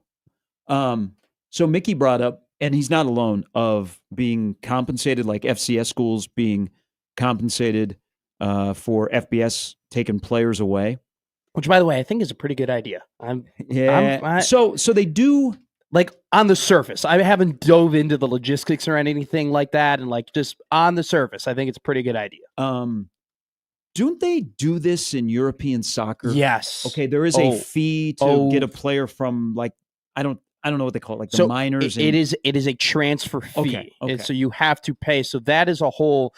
European soccer, like they don't really do trades. Like they just buy. I've They seen just Ted buy Lasso. the players, and so you have in European soccer, and it's the same concept essentially. You have smaller clubs who they don't get as many fans, they don't get as many media deals, they don't get as a lot of attention, right? So they don't have a ton of money. And so the way they exist is they take these guys and they develop them into really good players, and they have one great season, right? They have one really competitive season, and at the end of that season, they sell those players off to bigger teams because that's how they pay their bills. Which I kind of like. Yeah. I don't know that, again, Mickey's not alone if that idea will fly, but how about this idea? So in college basketball, it's become even more of a discussion point, and even Chris Crutchfield, the head coach at Omaha, has brought this up. But what about this? Instead of paying a fee, hey, so Nebraska owes St. Thomas an X amount of money because Kendall Blue is coming to Nebraska. Instead of that, the Summit League teams like in Omaha or St. Thomas, or even in South Dakota State, they have to go play bye games, right? Yeah. And so you play 3 or 4 bye games and you rack up, $500,000, $600,000, which will keep some Olympic sports alive. Yeah. What if, hey, LSU, Baylor, you just acquired a player from Omaha. Now, a little bit tricky because there's no contracts or anything like that. we will then play you in a game and we'll pay you $125,000 to come to Baton Rouge. Instead of paying like Sure. we got Markel for high six figures, we'll give you a percentage of that. Why don't you come to Baton Rouge and we'll give you money and we'll fill out the schedule. Because LSU and Baylor may be on Omaha's non-conference schedule. Oh. Yeah. Wow. For like the logistics sake, definitely like towards Mickey's idea, right? Because like if that's an actual like thing that we can put in writing, like it actually could be something that could help the lower programs exist and like survive. But like before that's put in writing, if this was just kind of like an unspoken agreement between like mid-major leagues and higher leagues, like, hey, if you take one of our guys, it's kind of etiquette for you to allow us to come and play you and you give us money. I'm a fan of that. Does happen in college basketball. I hear a lot about it on the East Coast with some of the smaller, like the FDU type size schools. Sure. But yesterday, so let me just go on a little rant here about the Summit League. Do you think? The Summit League gets more attention in the portal than it does during the regular season, but yet Markel Sutton goes to LSU. J.J. White goes to Baylor. Trayson Eaglestaff goes to South Carolina. Jakari White goes to Virginia. Kendall Blue goes to Nebraska. Grant Nelson goes to Alabama. Zeke Mayo goes to Kansas. William Cowell III goes to UCLA. Baylor Shireman goes to Creighton. Oscar Clough goes to Purdue. So it is, and this is on the league. The league does such a terrible job of promoting itself in season. All of these players that I mentioned, for the most part, and a couple of the front end ones I mentioned haven't, their first year at their new school will be this upcoming year. They have performed well. Like, look at Shireman. Shireman comes to Creighton, has 2 great years. Now, look, last night, he's starting in the NBA with the Boston Celtics. The league does such a terrible job of promoting its teams and its players during the season. I think everybody in the league understands the current landscape is, oh my God, we don't want a guy to be first team all summit or win the player of the year because they're going to be gone next year, whether they have eligibility or not. And that's just kind of now the state of things are in mid-major. There's a stat, I think it's for players that were either won their league award in mid-major conferences or were on the first team and had eligibility to come back next year, 58% of them are already on to their next school. But if you have them right then, and the coaches do a great job of accumulating talent, why not promote? The league does such a bad job of promoting itself. Will the league ever be a double bid league? Probably not, because there's teams in that league that are going to play a brutal non-conference schedule because they need cash, and then they're going to play the layups of the world. They're going to play, College of St. Mary, when they become a male school. They're going to they're going to play way far down on the net. But the league doesn't do a very good job of promoting itself. They're not on ESPN Plus. They only have a handful of games nationally on CBS Sports Network. They have their own app for their own network. It's very tough to consume Summit League basketball. But damn, the players that are in the league are pretty good. Because look at even with Nebraska, and I like the pickup of Kendall Blue. I think that's a good pickup for the type of player that Fred is accumulating for the 25-26 season. Is Summit League players go and have success elsewhere. Yeah, you could debate me all day about Frankie at Michigan State, but he still played a big role on the team that was a 2 seed and made the Elite Eight. He found a role. Yeah, the role that they told him that he would probably have at Michigan State from the Omaha perspective came to fruition. But Summit League guys that move up usually have good success. And Summit League guys that have come and played in Omaha have had success. Yeah. From Kobe Webster to Sam Griesel to Andrew Morgan. I mean, Andrew Morgan was better than he was at North Dakota State. So Kendall Blue commits yesterday. And that's a really good pickup. It actually surprised people around the league because St. Thomas is eligible for the NCAA tournament this year. Yeah. And he would have been a returning guy. They actually lost guys that could come back. They lost their 2 top players, which was really surprising because that's a good program. But why I like this pickup, and he kind of fits, as you see Nebraska's accumulating guys to build around Rink Mast. Rink Mast is the best thing that happened to Nebraska coming back. He is their number one portal pickup, so to speak. But Kendall Blue fits I'm 6'6", he's long, He's gotten better defensively. He's not necessarily a guy that's going to put the ball on the floor and get to the hole on his own. They have to run sets for him. But in that offense at St. Thomas, they shoot a ton of threes. Yeah. And so they ran a lot of stuff off of action for him where he would pull up. He's a southpaw. He's a nice player. He's gotten better. And I've seen him for a few years at St. Thomas. He's gotten better as it's gone along, especially his shooting, because he was nearly 42%. I mean, his 3-point shot improved drastically. He was 32% last season. He was 40% this season. They had so along the lines of Nebraska, they had a point guard that was a pretty good passer, was pass first and then score if he needed to. But they ran, like Kendall Blue was an integral part of their offense. His defense has gotten better. I think as I watched Nebraska accumulate who they're getting, defense is going to be a work in progress. Yeah. But he fits the bill of he can shoot the three. The spacing will be huge. I think it's a good pickup. They're definitely not done. No. But in that offense, I could see Kendall Blue being a 10-point-a-game guy. So I was watching his tape last night. Like you said, I mean, he's 6'6". He's got really good length. You're watching highlights, right? So it's like you gotta, you say like he's not necessarily a guy who's going to put the ball on the floor. But what I was impressed with watching him is he finishes well around the basket. So last season he was a 64% 2-point shooter in terms of percentage. This season he was a 58% 2-point shooter. I'm gonna caution you on this. I said the same thing about Markell. Is you don't see a lot of big 4s and 5s in the Summit League that are going to protect the rim. So I'm looking more of what's his mid-range and outside shot, and which I mean I understand why that stat gets, but I just want to caution. No, I appreciate that. I appreciate that, and that's your you're an announcer there, and you understand it, so that's the great perspective you bring, and you talk about right. And I do want to say this. I think originally you see he's a 6'6" guard. He averaged 12 points in his in a mid-major conference, and you might start drawing comparisons, to Bryce Williams and everything like that. They are not. I mean, that's not different type of player. You can't draw those comparisons. And the number one thing, because I saw the stats and I saw the height and I saw the length, and I immediately my mind kind of went to that. And you see him play. You brought it up. That mid-range game not really there for, right? Bryce had that mid-range game, which was so pretty and which was part of the reason he became an all Big Ten first-team guy, because he had that. He doesn't. But look, Fred said it yesterday in his presser, spacing. Mm-hmm. They were shooting was the number one thing that they're going after. And I've been really encouraged about what they've been able to do in that regard in terms of the portal. You go out, you get a sharpshooter like Price Hanford. Now you add Kendall Blue, who's a 40% three-point shooter. This was a big problem for this team last season, right? And they've went out and was a part of the reason they went through offensive struggles, because you had guys who needed to shoot threes who weren't good at shooting threes.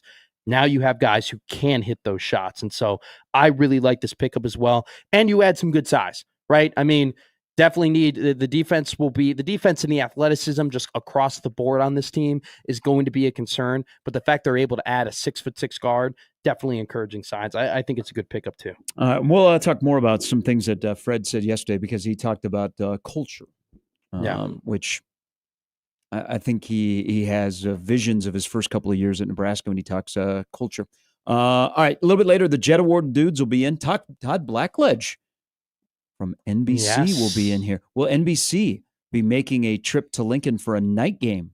I go, hey, I'm Matt McMaster. You'll be on the show tomorrow, Todd. Look forward to talking to you. I know, I already heard. Why'd you have to do that voice to him? It's Gary and Matt with Jimmy, 1620 The Zone. All right, Moose Roofing is the place for you. Beautiful day outside. You know that storms are going to be on the way as spring really ratchets it up. And you're thinking, is my roof that took some damage last year, is it going to be able to make it through another season? Or you're getting ready to sell your home and you're like, you know what? Add value with a new roof. The only place to go is Moose Roofing. Omaha Roofing Company, doing business from Southwest Iowa all the way to Lincoln, over 15,000 roofs since 1996 in this community. They are focused on you, diagnostics, roofing system. Hey, these guys just don't show up and just put a roof on. They know the business from Pat Moose all the way down, residential, roof repair service, commercial roofing. They work with you. Consultants, they take time to get to know you. They'll review all the elements of your roofing system. They'll walk you through, and they walked me through this, and I was like, what? Ventilation system. They'll tell you how it can maximize net-free area. They can fortify your roof before the next major storm occurs, and how proper and preventive maintenance can save you thousands over the lifetime of your roof. They are a one-stop shop for everything that you need. They are the MVPs in Omaha that are there to protect your most valuable asset, your home. Plus, they have an entire department that will help you navigate the ever-increasingly difficult insurance claims process, because it is, and I'm telling you, after getting to know Pat ain't putting up with the BS from you insurance people when it comes to Moose Roofing and their customers. You say them something, he's going to say, no, I don't think so. They are in it to win it for you. Schedule an appointment today. Go online for more information and to schedule that inspection at mooseroofing.com.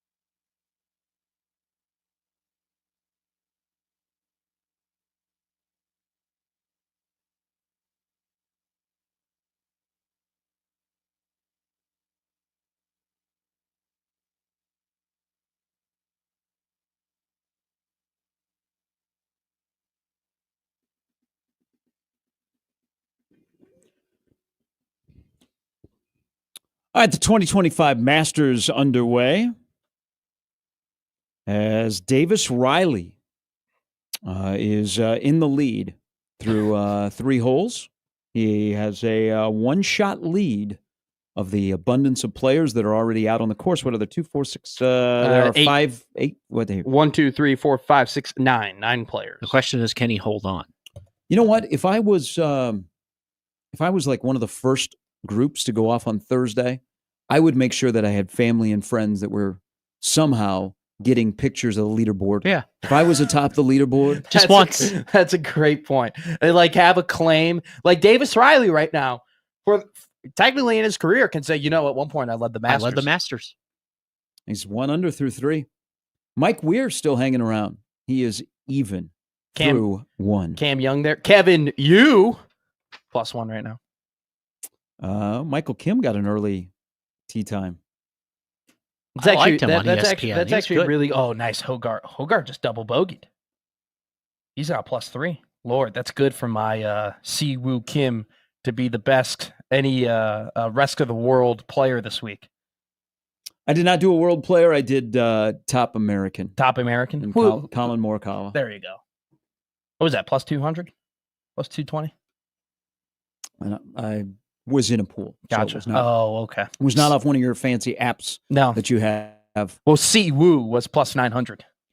Hung Ju Lee yesterday had a couple of base hits for the Giants. He did. Got a cheering section there in San Francisco. Yeah, they Good do for him to do. T-shirts every so often during the season. I saw on their broadcast. So last night, Luka returned to Dallas. He's one of the rare people that, against your former team, back-to-back games, you'd have a triple W'd, and then score a 45. He went 45, 8, and 6 last night. He hit his prop in the first half. He Yeah. had 31 Jeez. at halftime. I don't know. I know a couple of Maverick fans, and if Kyrie and Clay were healthy and AD was healthy, even with Luka leaving, there would still be a semblance of, okay, we got a good basketball team. But now that you have Kyrie is out for the year, AD is just coming back. He's jokey Smurf with LeBron last night. Yeah. I would be so angry as a Maverick fan. Can I would be absolutely livid because you love Luka. Clearly, he loves Dallas, but now somebody else loves Luka like you do, and they've only had him for 2 months. I don't know how I would be able to function as a Mavs fan moving forward, even if they get rid of their general manager, even if they get rid of Nico, who they try and squelch any negative stuff in the arena towards him. But last night, I mean, I wouldn't go to that game if I was a Dallas fan. I know you want to celebrate Luka and the memes and the awkwardness of the videos they were doing thanking him. They're the one who traded him. Luka didn't want to leave, and they're thanking him in their video. Hey, Dallas fans, you should become free agents. It's okay. This is I'm being 100% serious here. This is on grounds to where if you were a Dallas Mavericks fan and they did this and you said, Just you know loving all of what, this. I'm going to go and root for a different team because I am so infuriated with what they've done, I would not blame you. I would not blame you whatsoever. I got would a team give for you, Dallas people. Do you really Championship want them? team. You really want them? Take them. Hey, They nice. want championships. You want the tickets to go up? They're going to you- go up anyway. You put a hit on Golden State last night. Good. The Harrison Barnes game-winning shot. Good. Golden State fell to 6th. I mean, shout out Tyler Hero. I'm who still made bitter one about of the- 91. No. No. We're not shouting him out. I'm shouting him out. Thanks for the win, bud. Appreciate it. Yeah, Thanks. so the Bulls and the Heat are going to play again in the play-in for the 3rd time. Do we get the screen Hero- right? Hey, Yeah. a tradition unlike any other. Hero had a layup, an Oh. uncontested layup, and he stopped to shoot a 3. Not even like anybody by him. Like not even like 10 feet within him. Like he had a very clear path. And they were down 5. It was 114, I may have 109. had an You eruption. take the layup. There was about a minute left. The Bulls have to have a possession. You can get a stop and go in the other end of the floor, tie the game. He takes the 3-pointer. Thanks. Thank you. But all I can think about watching Luka last night, no, I'm not saying thank you. I'm saying thank you. I'm not saying thank you as a Heat fan. I'm not speaking on behalf of you. On behalf of the team that you lost to, who won the game because of your player's stupid decision. Thank you. Playing game again. Hey, I'm used to it, man. Welcome to the party. It's like that meme where the two dudes are like about to get hung, and they're like, first time time doing this. Oh, I my thought two that was the NBA end of- teams last night. I had a rough viewing to watch that in Chicago, and then the Beam Jokic. team. By the way, Jokic is calling up plays during timeout for the Nuggets last night, and they beat my Beam team, who for the first time in 3 years will have a losing record. If you're wondering, for all of us Sacramento fans in Omaha that are not just Doug McDermott fans. But the thing about the Lakers and Luka last night, and he cried.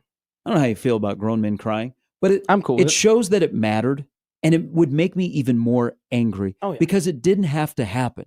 It did not have to happen that they traded away Luka. You know why? Because they made it personal. That's the thing about sports and this business and all these arguments. Ain't that the is truth? Once you make it personal, it's over. Okay, it's over. You're done. Once you get away from the facts, you are done, and you do weird things when you make it personal. And they made it personal with their general manager, get rid of Luka instead of, you know what gives us the best thing to win? It didn't have to happen, and you're watching him in a Laker uniform drop 45 on you. It's like your wife went and cheated on you, and you see her smiling, and their family, the new family, is all excited to have him, and you're like, oh, I still like her. Here's the thing, but it didn't have to happen. Here's the thing: your wife didn't cheat on you. You gave your wife away.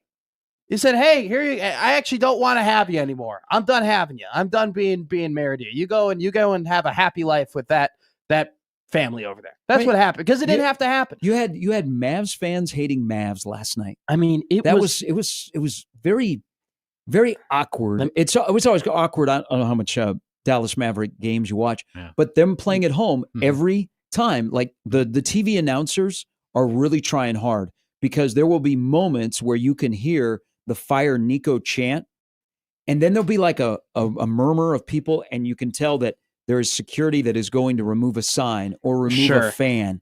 And then all of a sudden it'll go away for a little bit, and you can hear it on the broadcast, but the announcers are oblivious to it. Last night, it was pretty prevalent. The personal disdain from that Dallas Mavericks organization. I mean, they have to put up with Jerry Jones in the fall. It's been a rough year, guys. The fact that it got so high that they were willing to ignore the fact that Luka Doncic literally took them to the finals last year. They did not like this guy so much that they literally ignored the fact that he alone was their championship window is absolutely crazy. And I feel bad for Mavericks fans, because I don't. Every time they go to a home game, that is the convo that they're having with fellow fans. That is the thought that is in their head. I can't believe we traded Luka. Every time we got rid of him. Every time you watch Dallas, you're like, did that really happen? Did they really trade him? I can't wait for the 30 for 30. Can't wait for it. I can't wait for it. And also, like, can't wait for the first round pick in 2030. Let me tell you something right now. Luka Doncic is going to win an NBA title at some point in his career. That's, in my opinion, that's done and dusted. At some point, he will win an NBA title, which means that at some point, the LA Lakers are going to win an NBA title, which means, if you really want to get granular, the Dallas Mavericks were going to win an NBA title. And because they hated this guy so much, or they didn't like his work ethic, or they didn't like that he was drinking beers or whatever, and they couldn't see past the fact that he was incredible on the court, they traded that away. I think we're going to see a major shift, and it's college and pro, where you're back to rooting for the team and not the player. Be nice. Like in college, you get attached in college to a player. Like you're more, in my opinion, because there's more of an emotional connection with college athletics than there is pro, that you root for the school. Yes. Okay, you root for the team instead of individuals. We've gotten to a time, I think, in pro sports where we start picking and choosing. I don't like the Chiefs, but I like Mahomes. Okay? Yes. I don't like the Warriors, but I like Curry. I don't like the Lakers, but I like LeBron. Yes. I don't like the Dodgers, but I like Ohtani, so I'm going to watch Ohtani, and I'm hoping Ohtani will do want the Lakers to win because I love LeBron. But in college, it's the emotional connection with your school, your alma mater, that you root for the name on the jersey and not on the back.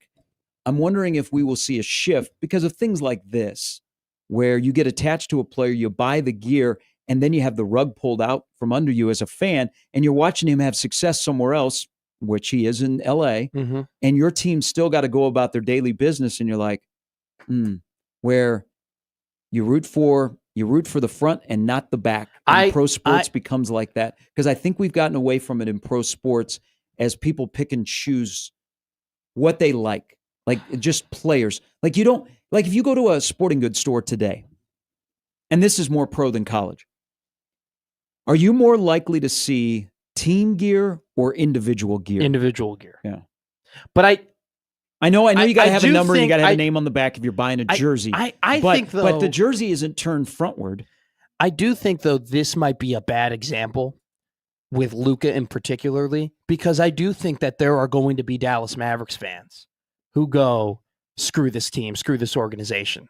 I'll go and root for Luka. Well, I want Luka. They may still root for the Mavs, but they also root for Luka because you could tell that last night. Oh, 1,000,000%. I don't know because Sometimes it's tough to quit your team. The NBA is so tough though in this regard because you have so much movement, where it is like you said, like you fall in love with a guy, but when you're watching an NBA team that guy probably isn't going to be on your team forever. Right? Like I was watching DeMar DeRozan and I was like, oh my God, he's absolutely incredible. I knew though, he ain't going to retire as a Bull. I know that he isn't going to retire as a Sacramento King. Yeah. Like just like Reggie Theus. like you just kind of, so like, it's hard to like buy into those guys. But the problem is that once they have you warped, once they have you in there, once you love them, it's hard to just be like, oh, I don't want to watch DeMar anymore. I don't want to see that anymore. I don't want to be connected to that guy. So I really don't think with the NBA. I guess that's true. I hate watch the Clippers once in a while. Like I think the NBA, in particularly with the NBA, with how skilled some of these guys can be and how like pretty their games can be, I think you're always going to have guys that you just fall in love with and you're going to root for no matter what. But man, like I think this situation in particularly, the Dallas Mavericks are going to lose fans over it for sure.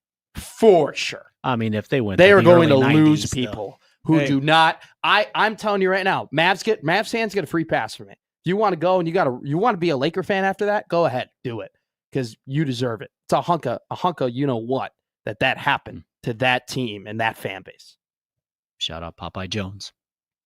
I still can't believe Brad Davis, Derek Harper, yeah, they're still good. Mark Aguirre. Mm-hmm. He's good. James Donaldson. They had the great logo back in the day when they were at Reunion Arena. Mm-hmm. Donald Carter, Mark the owner with the big Stetson. Adrian Dantley. He wasn't happy there. He was very mad when he got Adrian traded to Dantley Dallas. wasn't happy anywhere. This is true, but he could score the ball. He was a bucket getter. Yeah. Well, in Utah, in Utah, he was probably happy. AD could score in Detroit too. Well, Just wasn't his team. Well, it wasn't his team. Sometimes you know what? When it's not your team, you do better. You're not the guy. Luka's not the guy in LA, even though kind of he is, but it's still LeBron at 40, who every night you go, damn, that guy's 40. Mm-hmm. He had one moment last night where I'm like, how? They're going to be goats that because of their longevity will get extra credit, like LeBron and Ovechkin. Now I don't think Ovechkin will ever be the GOAT, but like LeBron's longevity is part of the discussion. Well, he is at that level. Well, here's the thing. He is the greatest 37, 38, 39, 40-year-old ever. And every age, he is the greatest ever to play in the NBA. I do wonder though, if he ends up winning a fifth title, right, at the age of 40, how are we going to view that? Because will we view that as his title? Will we view that as Luka's title? Will the longevity convo come into that in terms of like, well, it doesn't matter whose title it was. He was so old, he won it. I think it's LeBron's title because counts. What? Let's say they don't make a trade. Would you say, hey, that's AD's title? Oh no, no. But I mean, coming into the season, you would for sure put Luka as a better player, in the NBA than LeBron. But if I say Lakers, you're thinking LeBron. Well, I'm thinking LeBron. But their odds were not insurmountable with LeBron and AD together. No. They're much better. They're much better with Luka. But you have to think of it from like, when I think of LeBron and the arguments, I always think about it from a hater's perspective. Like, I don't think about it from a rational perspective. Yeah, because a rational perspective is the guy's averaging, 26, 7, and 7. He's still one of the best players in the NBA. And he's, when you're averaging those points and you win a title, yeah, it's your title, man. But from like a hater's perspective, there definitely would be that combo. It's like, oh, is it Luka's? Is it LeBron's? It doesn't matter, man. At the end of the day, it's just the Dallas Mavericks handing over a championship window to the LA Lakers, which just does not happen in that league. Why don't they ever show when they have the ceremonial tee off? They don't show where the ball goes. I want to see where Jack hit the ball. You think I they're like to think protecting he him? hit the crap out of it 400 yards. No, it actually he looked like a good swing. I would just be curious. Why don't they put the ball tracker on the ceremonial first ball? I'd just like to see Tom Watson is going to tee off here. Gary Player is the other one. Tom Watson's going to hit it straight down the fairway, and he's going to hit it pretty far. I mean, he's still playing some good golf on the senior tour or whenever Tom looks good. Oh, Tom Watson has not aged much. No. Yeah, he looks younger than me. He's got great hair. Why does Tom Watson have better hair than me? I mean, look at the leady coming out of the back of Tommy's hat. You have better hair than us, though. It's okay. I'm losing. You're okay. You should have saw it yesterday at the gala, though. It was awesome. It was flowing. It was great. See, we can't say that ever. Not cutting it until the first game of the year. Great. Jet Award guys will be in studio coming up at 9. Todd Blackledge will be here.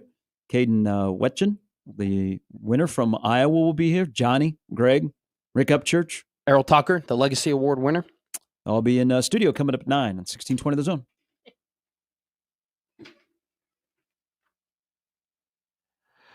But first, you could win this basketball season when your favorite stars score buckets like LeBron or Luka or anybody else the Dallas Mavericks have traded, because Underdog is alley-ooping you an opportunity to win money just from watching sports.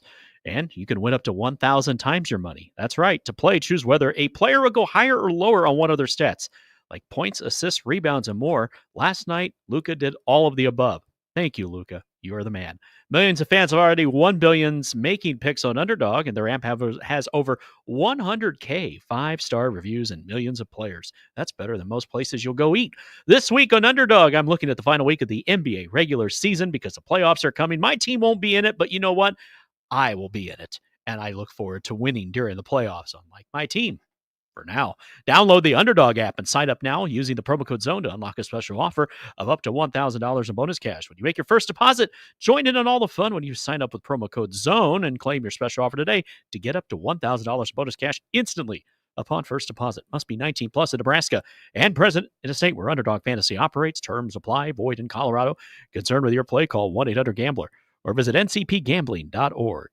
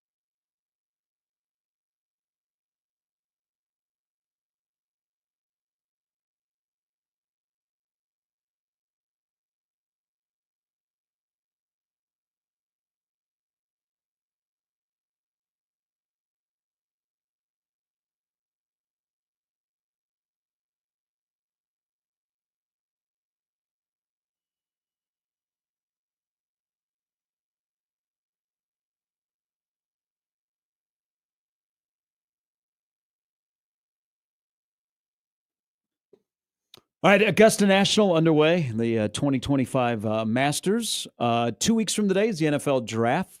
Yes. The Masters going on today. Also today is the 1-year anniversary of the death of O.J. Simpson. Rest in peace, OJ. Which I immediately think nowadays when I think of O.J., I think of Norm Macdonald. One of the greatest comedians of all time. Okay. The late Norm Macdonald. Did he have an SNL? There was an SNL skit, yes. right? He had an SNL skit. He had about 11 straight minutes of O.J. jokes. But remember the 1998 ESPYs when he was the host? Still the only time I watched it. And it was worth it. I can't believe I haven't seen this. I can't wait to watch it. He said in a later interview this joke that I'll tell you his joke. And he was not only one of the best comedians, he was one of the best writers. Yeah. But he did say that this joke at the ESPYs kind of sealed his termination from SNL. So he's doing his monologue. Yeah. And he was perfect for the ESPYs. And, they're going through people that are sitting in the audience. And he said, and there's Charles Woodson. He said, how about that? What a season he had. He became the first defensive player to win the Heisman Trophy. He said, congratulations, Charles. That is something that no one can ever take away from you. And then he paused and he said, unless you kill your wife and waiter, in which case all bets are off. He wasn't lying. 1 year ago today, True. the juice passed away. Do you know what I think of when I hear trailer? O.J. Simpson? I think of Andrew Luck. O.J. Simpson? You ever see that video? This is right after the juice was loose, right after he gets released from jail. He's playing fantasy football. Okay. This is well, you'll know exactly which time. And he's at a draft, right? And he's drafting. And on that day was the day that Andrew Luck retired, where he was walking out of Lucas Oil Stadium and the news got released that he's retiring and he's getting booed while he's walking out. And O.J. Simpson grabbed a phone, did a selfie thing, goes, Andrew Luck, why did you retire? I just drafted you in the 4th round, Andrew. Andrew, why are you going? I'm sitting here. I got you drafted. Andrew, why did you retire? So when I think of O.J. Simpson, I think of Andrew Luck and the fact that Andrew screwed over O.J.'s fantasy football team. I think he couldn't recover from Hertz rental cars. And a Chase. Yeah, 1 year ago today. It was a great Netflix documentary or Netflix show that they had. Did you ever watch that? The O.J.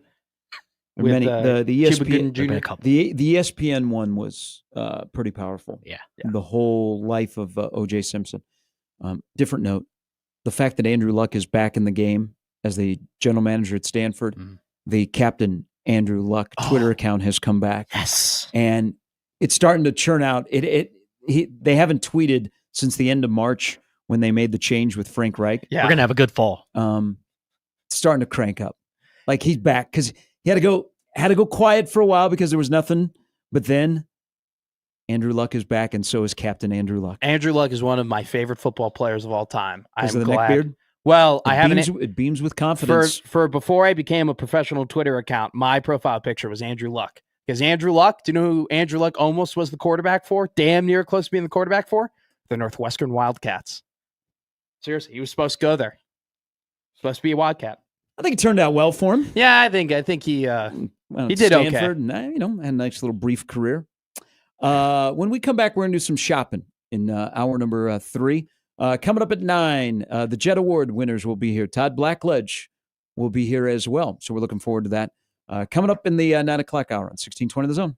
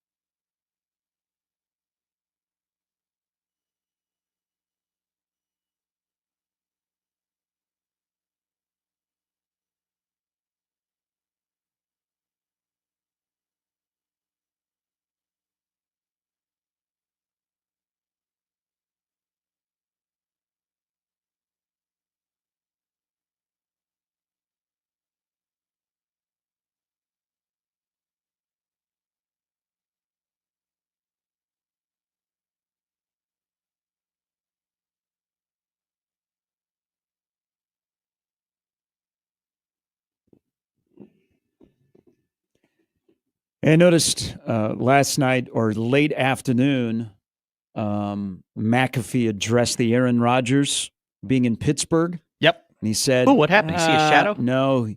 So he said that he will not be able to make it. So Rodgers was not at the Pat McAfee event last night in Pittsburgh. And then somebody in the Steelers, because the Steelers are talking to Shador today and then Kyle McCord next week. Yeah. Is where is Aaron Rodgers? Someone says he's now like on a retreat. He's gone, well, wherever he is. But I thought it was perfect. He would walk out there, friend of the show. He would say, I'm a Steeler, and the whole place would go nuts. But McAfee, like late in the day, said, nah, he's not going to be able to make it. I'm sick and tired of this guy. I'm sick. McAfee or Aaron No, Rodgers? I like McAfee. I'm sick and tired of Aaron Rodgers. I don't care, man. Just retire. Who cares? It's just such a. It's all about him, prima donna. You got to work on my schedule. We're doing this. I act like just an absolute cancer, but you guys are awful for assuming that there's a culture problem. He's gotten Sounds like broadcasting. 2 coaches fired at this point in his career. I mean, it's just all these false promises, all these false prophets, and it's never on him, and it's never his fault, and everybody's always speculating and they don't know what they're talking about. Lose my number, bro. Like the guys, I'm just sick and tired. I'm just done. I'm just done with him. If you didn't have Caleb Williams and he wanted to come to Chicago, you'd feel different, correct? Yes. No, absolutely not. At this point, with how, let me tell you, you know what? You're right. You're right. You'd be so You're excited right. to have Aaron Rodgers. He'd be able to play in the town that he owns the team. Mm-hmm. You are right. Yeah, If we were in March, right, or if we were in February, right when free agency started, and we didn't have Caleb Williams, and it was on the table, and it happened like right away, you're damn right. Because I could be like, screw, like, let's That's go like on Jack the tour. Parkman when he signed with Cleveland. Yeah. Like, you hate the Packers just as much as I hate the Packers. Let's go beat the Packers, right? Let's go shove it. Hey, people don't believe in you anymore. Let's go make them believe in you. Hey, Raj, you're my quarterback, right? But lactose intolerant. if this was the case, if this had strung out, like if the Bears were where the Steelers were right now, and this had strung all the way out to April, and we have no clue of knowing when it's going to end, and he's basically handcuffed that team into not knowing what they're going to do with the most important position on the field, I would be so over it. I would be so sick and tired of it. If I'm a Pittsburgh Steelers fan, I don't care if he signs with the team. I already dislike him. I'm already tired of him. Really? You're not even. He's not even signed with the team yet, and he's already causing problems. He's already a culture issue. It's already all about him. He hasn't even put pen to paper. That's how big of a. It's okay. I got a dump button. You can say it. 7 seconds. Just don't draw out that word. He was really 24-5 against you. Yeah, he lost 5 games. Go ahead and remind me. How the hell did that happen? I'll never forget when Trestman beat him in Lambeau Field. We had like a 9-minute drive to just seal the game. I didn't even think we got to the 20s in that game. I forgot about Mark Trestman. These are why rivalries in sports are so great. God, I can't wait. I cannot wait until we play the Lions. I cannot wait. I have that circled on my calendar. I have hated the Lions for so long, and I'm glad that there's finally like a conglomerate of people who are riding my coattails, riding my back as Bears fans, who also just want to kick the crap out of Mike Utley. So, the NFL writes its script. It's not rigged. No, it's not rigged. We learned it last year. But the NFL, which is a beast, and it is a year-round thing, they always find like the script. So they always find the right ingredients. If Aaron Rodgers does become a Steeler, do you know who he would play this upcoming year? Yes. Green Bay. So former team. The Bears. He's a part owner of the Bears. Yes. The Jets. And the Vikings. So former team, part owner, former team, and the team he could have played for. The NFL's undefeated. That would be Aaron Rodgers playing against those. There's 4 primetime games right there. Oh, absolutely. From Thursday to Sunday to Monday. The thing that the NFL does right compared to other leagues is that these types of things, they don't happen that often, right? It's kind of once in a like every 3 year type deal where it kind of formulates a certain way to where you're clamoring at the bit. Now, it happened last year with Saquon going to the Eagles, where you're like, oh my God, I can't wait to see those two teams play twice this year and see Saquon run wild. But I mean, how can you, like, at this point, like, Aaron Rodgers was already a pain in the butt. Like, he already was a guy where at times it was kind of hard to, like, be a fan of his because of just how he was, okay? But somehow you looked past that because he was so damn good. Because there were moments where you're like, I don't think any other quarterback ever in the history of the game could make that throw. I don't think any quarterback in the history of the game could scramble like that and keep his team in the game the way that he's doing it. And then now that he's bad, it's just all hate.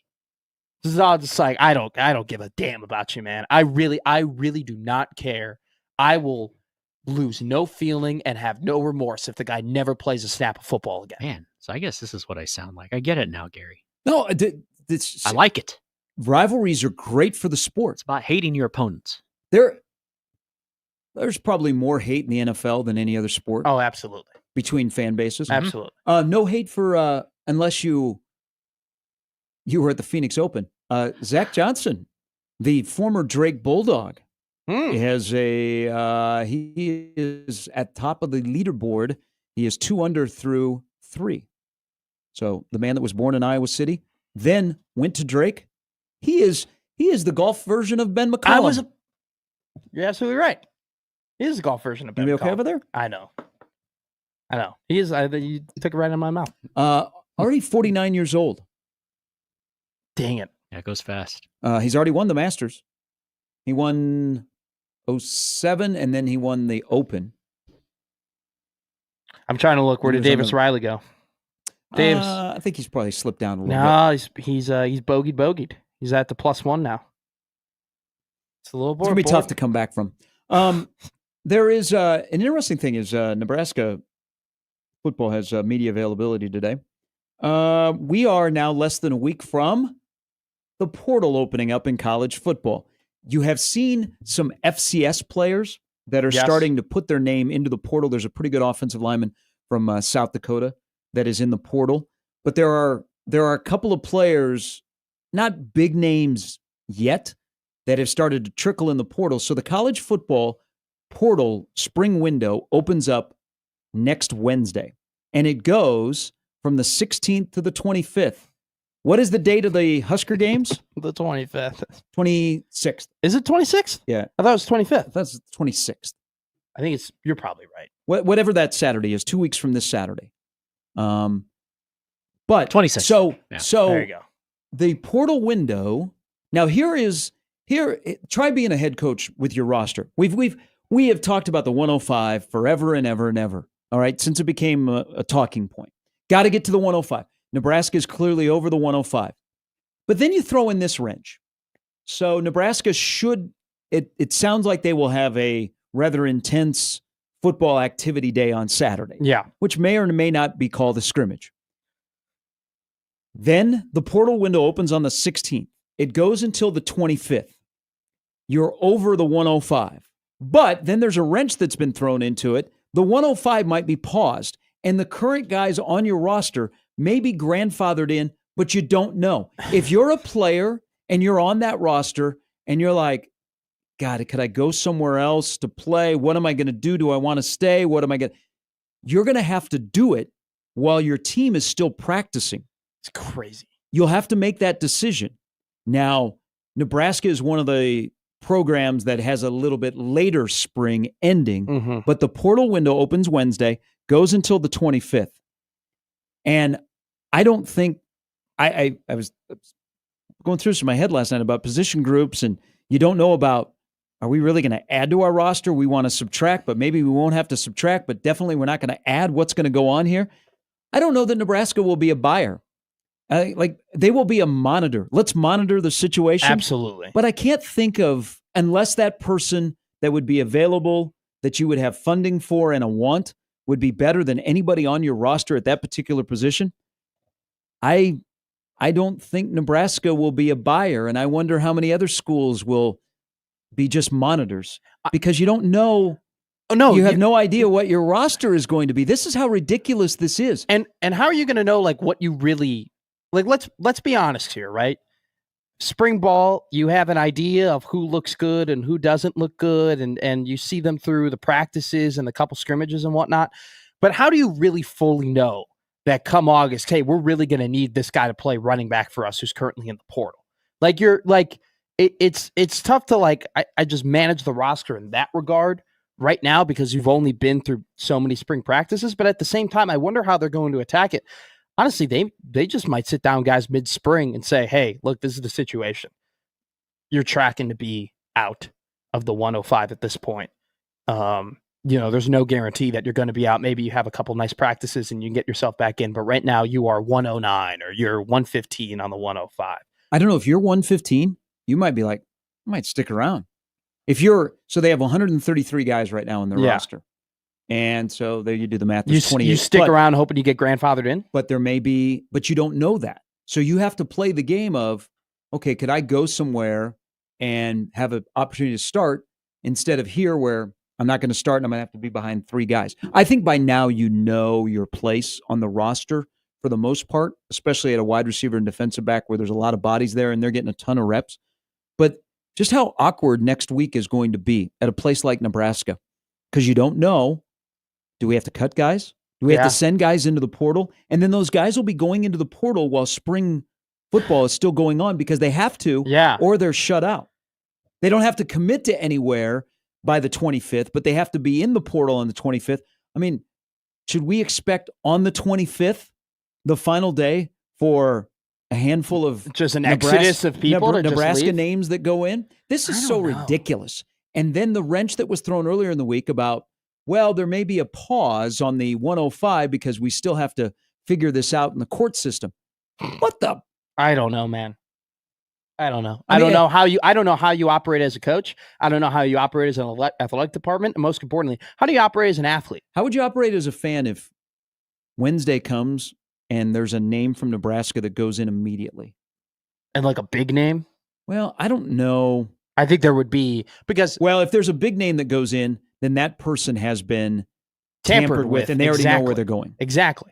So if that were to happen, immediately, you would think that fans would be furious. The fact that during spring practice, while it is going on, you have other teams reaching out to players to see if they're going to come. Now, if there are lower guys on the roster that you're not necessarily pegging as starters, I don't think it would go over. I don't think it would go over badly. Because clearly you would think in your head, all right, this guy knows where his spot is on the roster. Clearly he doesn't like where it is through the spring practices and where he's being placed. He just wants to go and play football. He's going to go somewhere else. So if it's a guy on the back end, I don't think a lot of people would care. If it's a big dude, and that's what you're waiting for. Hardly Gilmore will be in the portal because technically he has to. But if there's a big, that's going to be you're kind of waiting on pins and needles across college football to see, is there a big name? Is there a marquee name? Is there a name that people across the country are familiar with that is going to enter this spring portal window? Almost as if like it was a big name entering the fall portal window. Because then that would be a real indication of, hey, tampering. Because it's not like that guy is nervous that he's not going to make the 105 or anything like that. And clearly, if it's not tampering, then the coach has really pissed him off enough in spring practice to have him leave. Well, there'll be a scholarship guy or two, maybe that just arrived.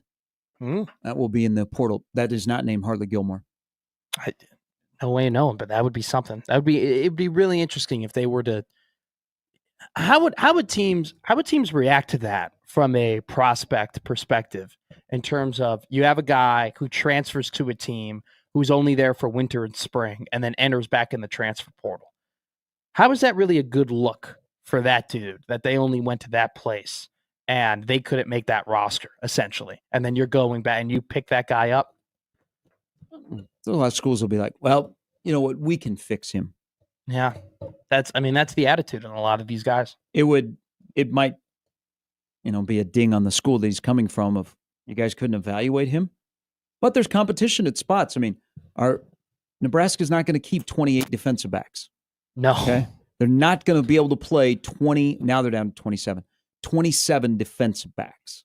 Now they're going to have some guys that are freshmen. Bryson Weber, I'd like to see him on the field, but I don't know who he's going to dislodge to move up. The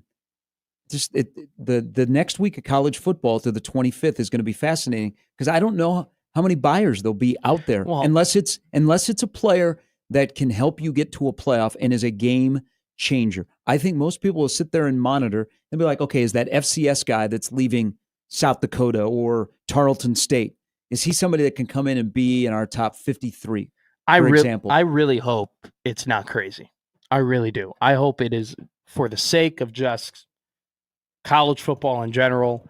I just hope it's a pretty calm transfer portal window where not too many big guys enter, and it's just. Why, don't you like chaos? No, don't you want to see it around I'm- college football? I'm cool with chaos in one period. I'm cool with the chaos of December and January. I'm fine with that.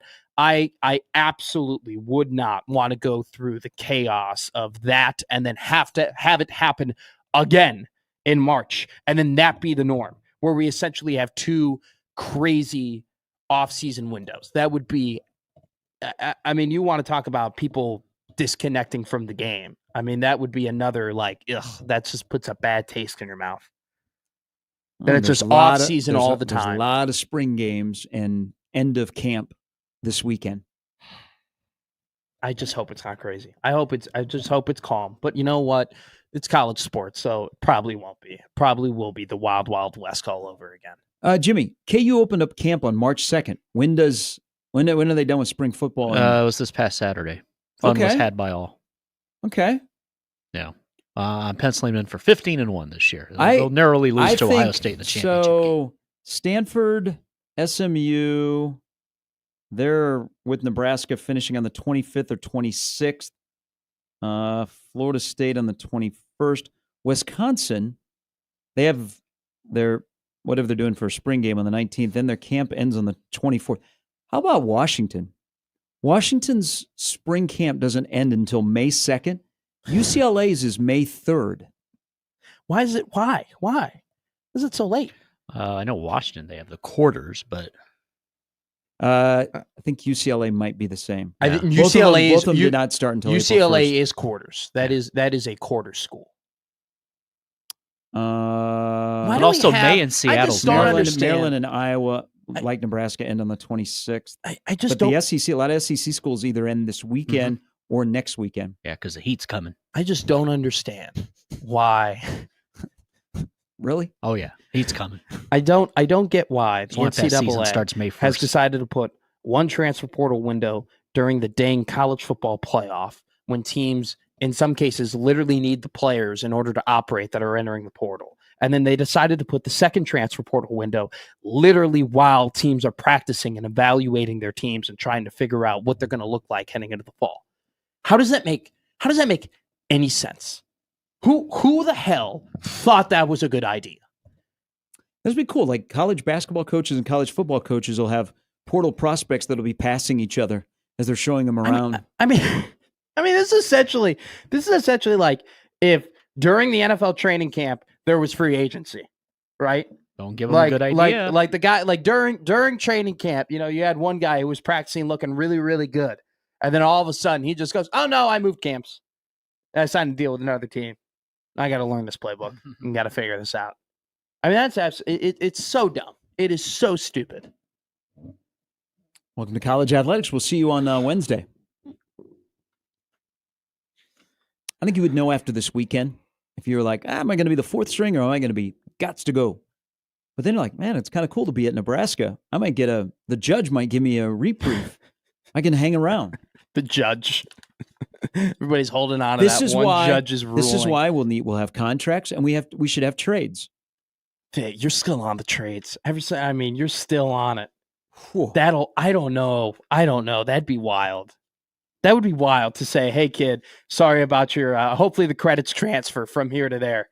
See you later. Nick Janowski to St. Thomas for Kendall Blue. Who says no? Get him closer to home. Wouldn't that be a fair trade? And You then get Wisconsin, you get a future. and then Wisconsin Everybody wins. buys him from St. Thomas for money, Three-way for trades. cash. Hey, what that would do to the attention of college sports, that you could have trades. Just make your We own got league. general Just managers make your now. own league at that point. Hot Just stove make your season. own league. Well, we're headed there. Yeah. Why? But before Yeah, we we'll get get there, there. why not practice? Yeah, just add a little bit more chaos. The before machines we have to fully become do. self-aware first. You have Pete Thamel is reporting that Pat Stewart is on the phone with Jim Nagy at Oklahoma.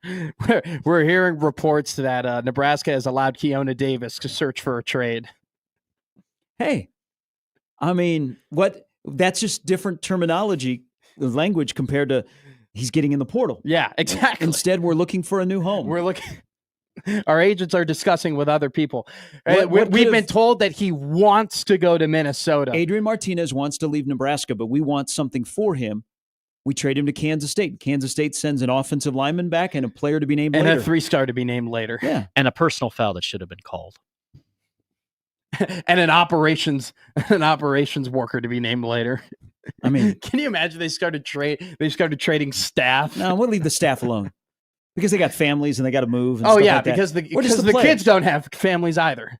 Just make sure the credits can transfer. You're good.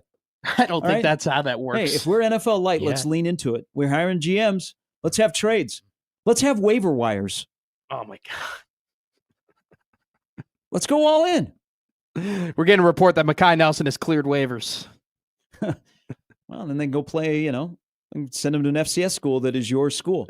You designate FCS schools as that's the place your junior college is. AAA South Dakota. Now, that might be a little extreme. Yeah. But I'm here for trades. The Jet Award winners and the fellas will be in studio coming up at 9. Good to see Johnny and the gang. Catch up with Greg Pruitt, Rick Upchurch, Todd Blackledge, Caden Wetchen, the former Iowa Western Reaver, who won the award at Iowa. We'll talk about that Friday night when that football was just laying there on the turf. Who touched it? We'll do that coming up at 9 on 1620 The Zone.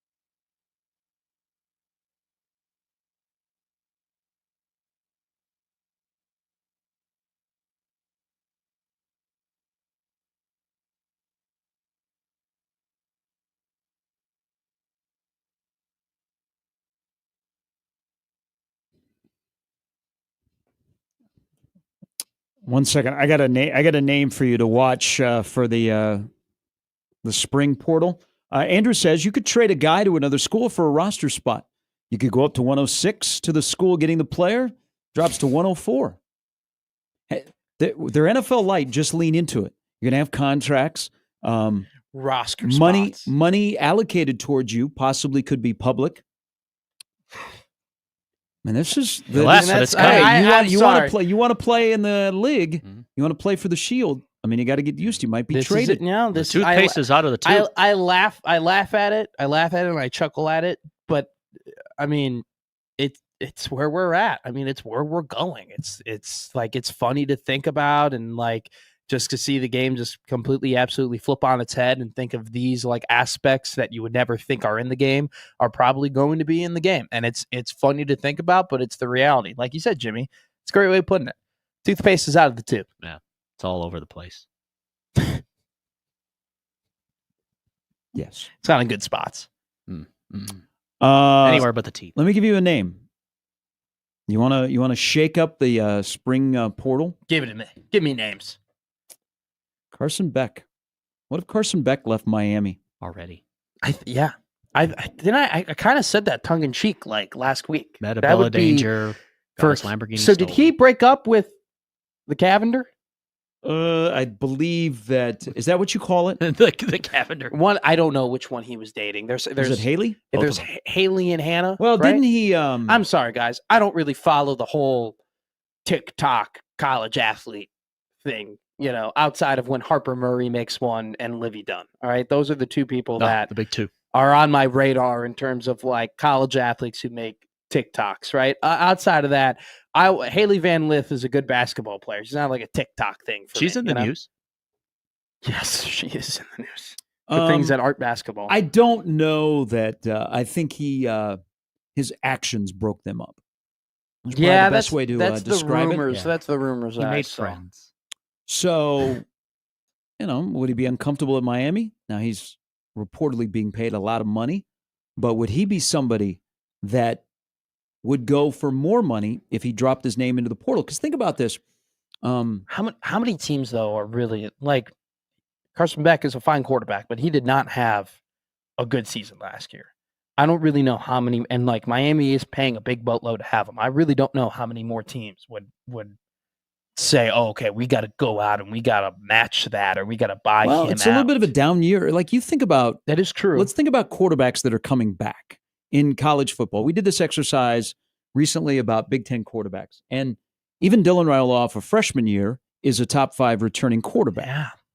And the Big Ten, the Big Ten quarterback. I mean, there's only really 2 guys that are talked about that are returning guys that you go, okay, I'll get into a discussion. Drew Aller is going to be in the top 10, whether some will put him at 2, some will put him at 10.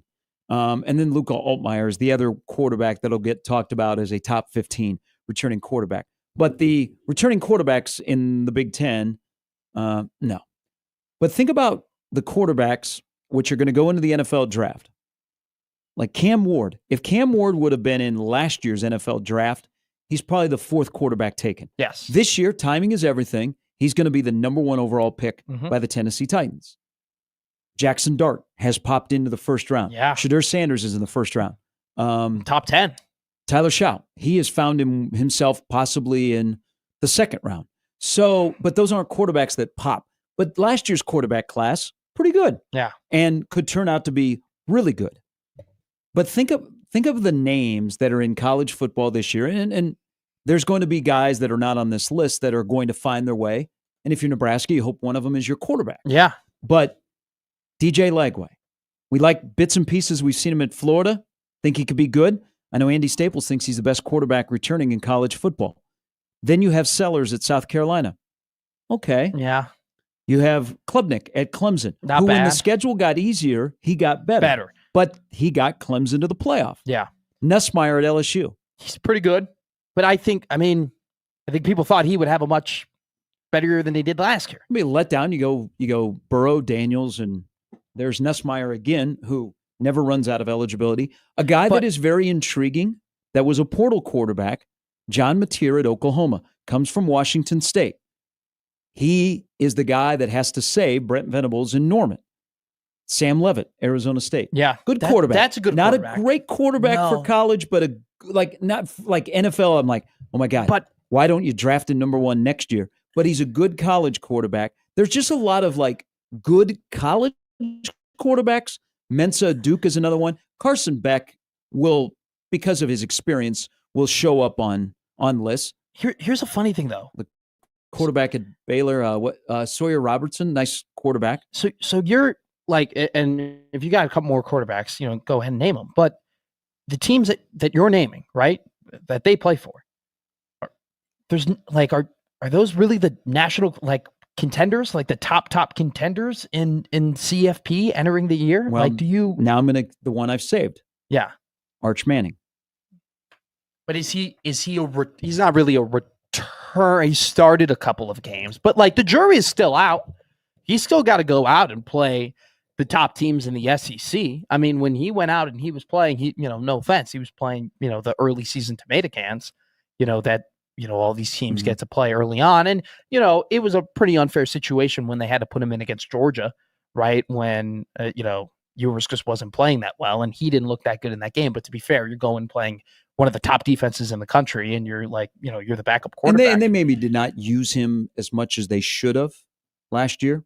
And I think that was probably out of respect to Quinn Ewers from Sarkisian. Oh, absolutely.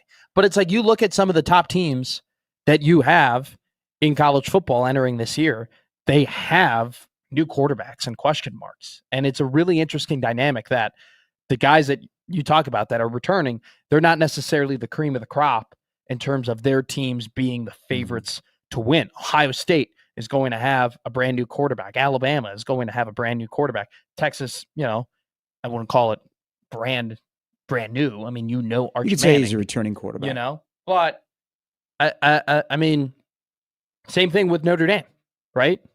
Notre Dame, they're losing Riley Leonard. I mean, they're still going to have an incredible defense, and you still believe in that team with Marcus Freeman can do with them. But they are also going through a change. So it's just, I mean, it's a weird.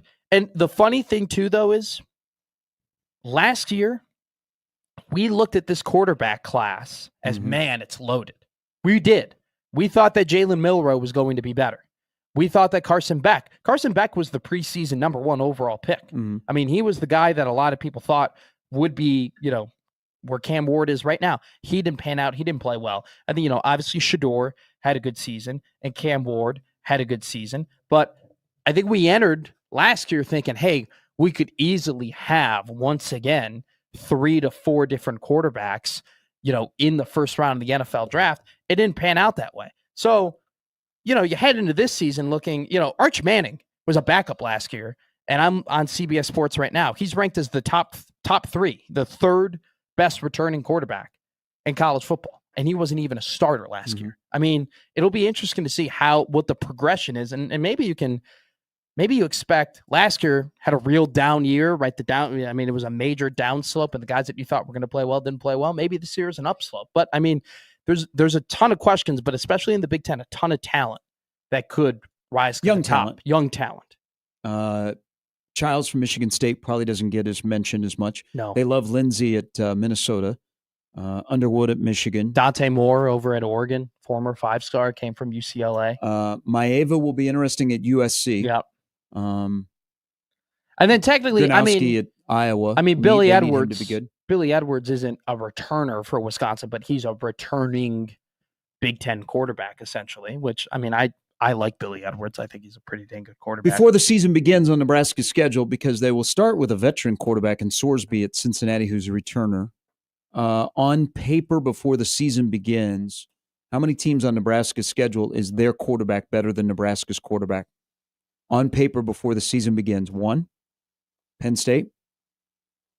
I mean, we're going to have to see what Underwood looks like.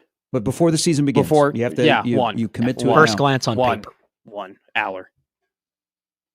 Easily. It's just 1. A lot of people got to prove a lot of stuff. It's an advantage. You like sitting in that spot. You like looking at the schedule and knowing that more than likely, just right now in the preseason, you're going to have the advantage with the most important position on the field. But at the same time, it's just about executing I mean, that's what this season. I mean, we're being a dead horse here, but I mean, for Nebraska, it's not necessarily going to be about how many do you have the best players on the bet. Do you have more of the best players in the other team? It just comes down to when it's nut cutting time and when tensions are high. Can you go and make the big play? Can you come through? Can you execute when it matters the most? Ken says this is 2025 and we're still trying to make Carson Beck a thing. I mean, he was pretty good 2 years ago. Like, there was validity to think that, hey, if Carson Beck takes the next step, from where he was, I mean, he could end up being a pretty damn good quarterback. The thing is that he didn't take that step. He actually took a step back. He looked a lot worse. So, I don't know. It was just really interesting. Like, heading into last season, you really thought that, hey, that this year's NFL draft was going to be pretty loaded in terms of the guys like Quinn Ewers was another guy that we were marking to be drafted in the first round. And now it's like a hot take for him to be taken in the second. Like, I mean, you had a plethora of dudes that you thought, hey, this could be competitive with this year's draft class, and didn't work out. Iowa JD says, he says I was right yesterday about Iowa State as the premier football program in the state of Iowa. I think he ran out of characters. Yeah, he said, wait till we get the 2028 NCAA college football draft. Jeez. You laugh. That's where I draw the line. That's where I draw the line. Now, if you wanted to just be NFL light, how would you determine the order? Oh, that's great. There would probably be some stupid math equation. Sounds like a list we can count down. It sounds like they would have to calculate like strength of scheduled multiplied by record. Like there would have to be some sort of like a metric that everybody agrees on. And Alabama got the first overall pick. Ain't that a shame? Today, school's 120 to 130. But how upset would be the number one player in the country? You got to go to Kennesaw State. No, he goes to Purdue. Like, not even a chance. That is tough. I got no draft. I like trades, though. We're hiring general managers. We're paying them a lot of money. Let's let them be general managers. Let's let them call up. You know what? Middle of the week, you have somebody go down. You're like looking at somebody else's roster. It's like that scene in Moneyball. Eckerton. I love Anderson. You don't even know where Anderson is. Get Day on the phone. We got Jim Knowles on line 3. Get Fickle on the phone. Suzanne, call up Sweeney. No, I'll call him personally. Luke, I was looking. Dabo, you got your money. Luke, I noticed that you guys were struggling with yards after catch. Hey, I got a freshman. He hasn't played for us, but man, he looks good in practice. I will. You have an interest in him? We recruited him out of high school. Hey, you can have him. What's the catch, Matt? Well, we're gonna need a running back. We're looking at your second string running back. Franklin, you got your money. I don't want Singleton playing against me this week. Maybe then ESPN would cover it with a college football live show every day if you had stuff like this. They'd have like a trade special. Oh my God. Knowing the NCAA during like the last week of the season would be the window you can do trades. You have to make it early, like before Halloween. Like the trade deadline in college football would be Halloween. I would love just one day. It's the trade window is open for one day. You just get one day where you can make trades, and then it's closed. That's it. That's what they should do. I advocated that for college basketball. Is everybody is they kind of already know where they're going, and there's tampering going on. But then you have legal tampering, and then one day it opens, and then you can tell where you're going. It would be great for the sport. It would be great for the sport if we didn't announce who the transfer portal acquisitions were. They just showed up on the court. Like, oh my God, we got Oscar Clough. Pete Thamel is on the desk at ESPN, and he's looking, okay, we're not sure if this is going to be finalized by the NCAA by the end of the day, but this is a big one. Last hour, we'll talk to Brian Edwards. We'll also talk to our good friends from the Jet Award. The Jet Award is tonight over at Baxter Arena, and Johnny will tell you more about what's going to happen tonight, including the featured speaker. Glad to have him back in Nebraska, and Todd Blackledge. That's all coming up after 9 on 1620 The Zone.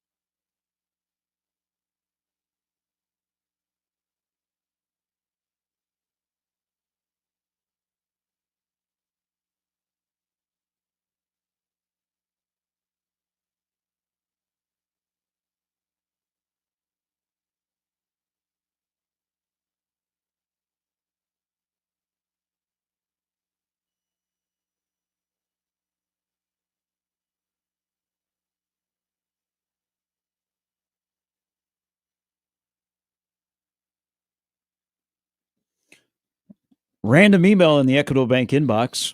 We love that. This is from Keith. He said, when are you guys going to talk about the price of nachos at a ballpark? Went to the Royals game last weekend to see Listen to Cade Keith. Povich pitch, and the nachos have gone up, but the chips and meat are less.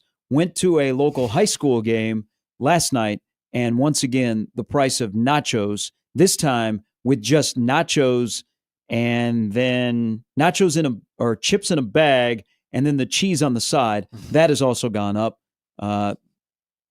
Great show, everybody. He goes, great show, guys. Please discuss. He's got a great point. I did not know that ballpark nachos have gone up in the year of our Lord, 2025. Country's going straight to hell. It's a travesty for those people who eat nachos at a ballpark. I'm not one of those guys. Never You're been out on nachos? at a ballpark. In a helmet? Wasn't nachos, isn't a ballpark or a stadium the first place you ate nachos? Yeah. Meat? No. At like an I think appetizer. that was for me. At like, Red Robin. No, not Hemisphere Red Arena. Robin, but like, at your classic, like, American burger joint, you just get nachos Red at the Robin table. reference. Robin. I'm going to tell you something right now. I love Red Robin. Red Robin is up there with one of my favorite. You waited till segment 8 to American keep this from sit us? downs. Like, oh my, you get the onion ring tower. Holy crap. You can get so many different burgers. You can get egg on a burger. They got great shakes there. They got really good desserts. I'll tell you something right now. If you ever want to be healthy at a Red Robin, they got some pretty good salads. I mean, I'm not encouraging you to order a salad at a Red Robin, but if you did want to order a salad at a Red Robin, you would be fed and nourished. Wow. How do you not have an endorsement yet? That was beautiful. You made me want to go to Red Robin. I did not know that. Oh, it's great. It's like I think it's like the blackened Mexican like chicken salad that they have there. And like if you add like they got great burger seasoning. Red Robin has their own personal burger seasoning. Pricing. If you just pop that on the salad, holy crap, man! Like you're living and dying. And do you know also too? They got some good tater tots at Red Robin. We talked about tater tots the Love other tater day. tots as well. I haven't been to a Red Robin in Nebraska. Are there many Red Robins that exist? There's one out. There's one by me. There's 180th and Center. I have not seen a Red Robin out here. Is that the? Oh, you guys would know. You didn't live here. Is that the famous Red Robin where we had a little bit of an incident? There was an incident. There was a me. famous incident at a Red Robin. So Red Robin, do they still have the mascot? No. Okay, not, so they not got rid running of the mascot? around. Yeah, not running around at the restaurant that I grew up at.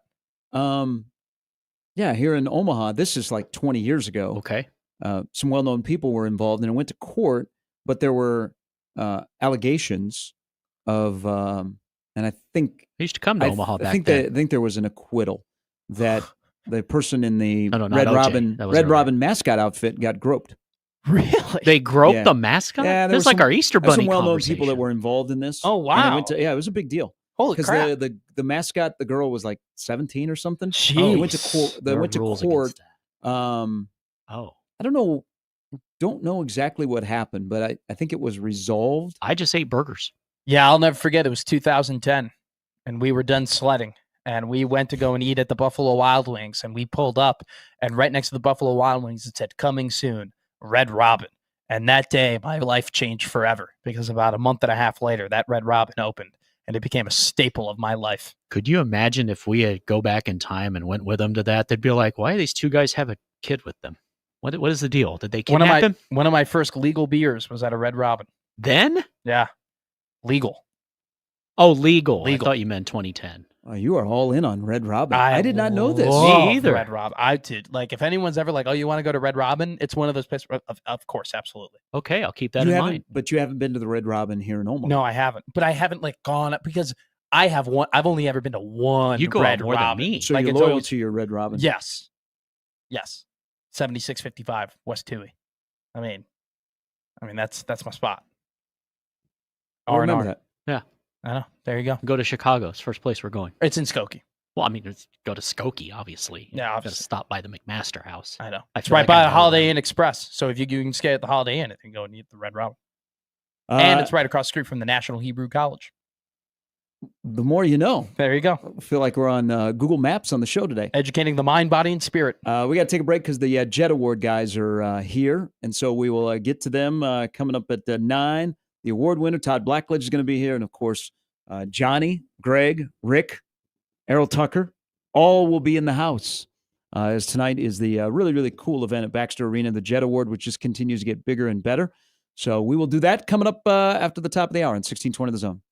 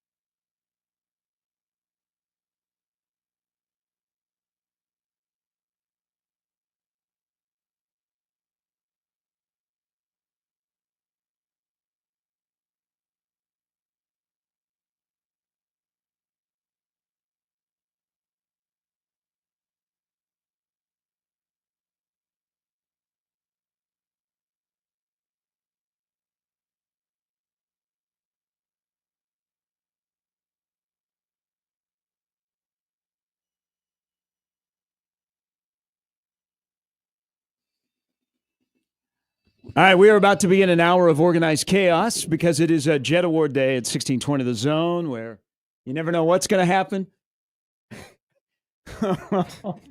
And that's the start of it. Thank you, Michael. All right, tonight is the Jet Award at Baxter Arena. Tickets available? Yeah, GA tickets. That's it. GA tickets are available for tonight. It is a great event. There is a long list of award winners that have gone on to big things that get to come, and we get to celebrate with them. We get to have them in studio, and we get to have, I got to be careful here because you know your audience, right? The winner this year, we will at least give you this. So I must preference this before I introduce you. We are fans of Stroh. So we are fans of Iowa Western. But this year's Jet Award winner, and rightfully so, Caden Wetjen from Iowa. Congratulations. Congrats. Appreciate it, guys. All right. So you know your audience, right? Yeah. Okay. A lot of people who don't like you, Caden, who are listening to the show. There are a figured. lot of people who just heard that the Jet Award winner was from Iowa, and they just rolled their eyes all the way to the back of their head. There might be people who tuned out being like, I don't want to hear this Hawkeye talk. I apologize. You guys might have like 3 viewers. Listeners, so. But and you know, now you've gotten to know Michael and Johnny and the entire crew, and we watched you play, and you know, you're returning kicks, and the year before is Cooper DeJean, and we'll talk about the Minnesota game. But what does it mean? Because you walked on. You had a really good career at Iowa Western from high school in Iowa. You go to Iowa and you get to be an integral part of that team. What does this award mean to you to culminate your season last year? It means the world, man. I mean, especially the previous returners before me who've won the award. I mean, all the dudes have went to go. They've went and done good things. So, I mean, Chris McCaffrey, one of those guys, Tavon Austin. I mean, the list goes on, and it's just awesome to be a part of the kind of family with those guys. You were, I mean, let's not make any bones about it. I mean, you were the best returner in the country this season. You led not only in kick return yards, but punt return yards as well. And then also, I want to throw that out there, kick return average too, 28 yards every time you returned a kick. I got to know, when you were on the sideline and it was third down and you knew that, you know, a punt was probably coming here from the other team, what did that feel like, knowing that, hey, I'm probably going to enter the field here, I'm going to be able to make a difference? Did you get nervous a little bit every time? Did you get excited every time? What's that feeling like? I always wanted the ball, man, especially the year before Cooper. Yeah. I mean, there's a couple games that it was coming down to crunch time and he returned one, and I mean, the crowd reaction, man, they go nuts. So, yeah. I mean, that I wanted the ball. I wanted him to punt it. I'm like, give me the ball and I'll show you guys what I can do. Sure. And hopefully either score or get us in field position to score. What did you like better?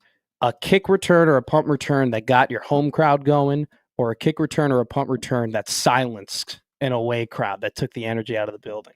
I have yet to score a return at somebody else's stadium. Okay. So that's the plan for this year. Okay. Hopefully in Nebraska for all the viewers out there. So. But wow. I mean, listen to the home crowd, man. You can wait a little bit. Johnny, we don't want that. We Sorry, like you. We don't like that. How did you end up at Iowa Western? I know you were on a really good high school football team over in Williamsburg, but take us through the journey of, you know, you probably had opportunities maybe initially to walk on at Iowa or even Iowa State or elsewhere, but why Iowa Western to play for a guy who we hold in high regard, Coach Strohmeyer? Why was that the best option for you? I honestly didn't have any offers that I felt that I wanted. Mm-hmm. And I mean, Iowa offered me a walk-on position, but they told me they possibly would have changed me to defense, safety. I'm like, I don't know if I'm a safety type. I don't know if you guys see me tackle in high school, but that, and then, I mean, I had a couple of FCS offers, and I just kind of wanted to bet on myself, go to Iowa Western. I've seen some guys come. So Nick Easley played at Iowa and went to the league for a couple of years. He played at Iowa Western. So I kind of wanted to do something along those lines, and went and did it, and it paid off. So why is the connection between Iowa and Iowa Western so strong?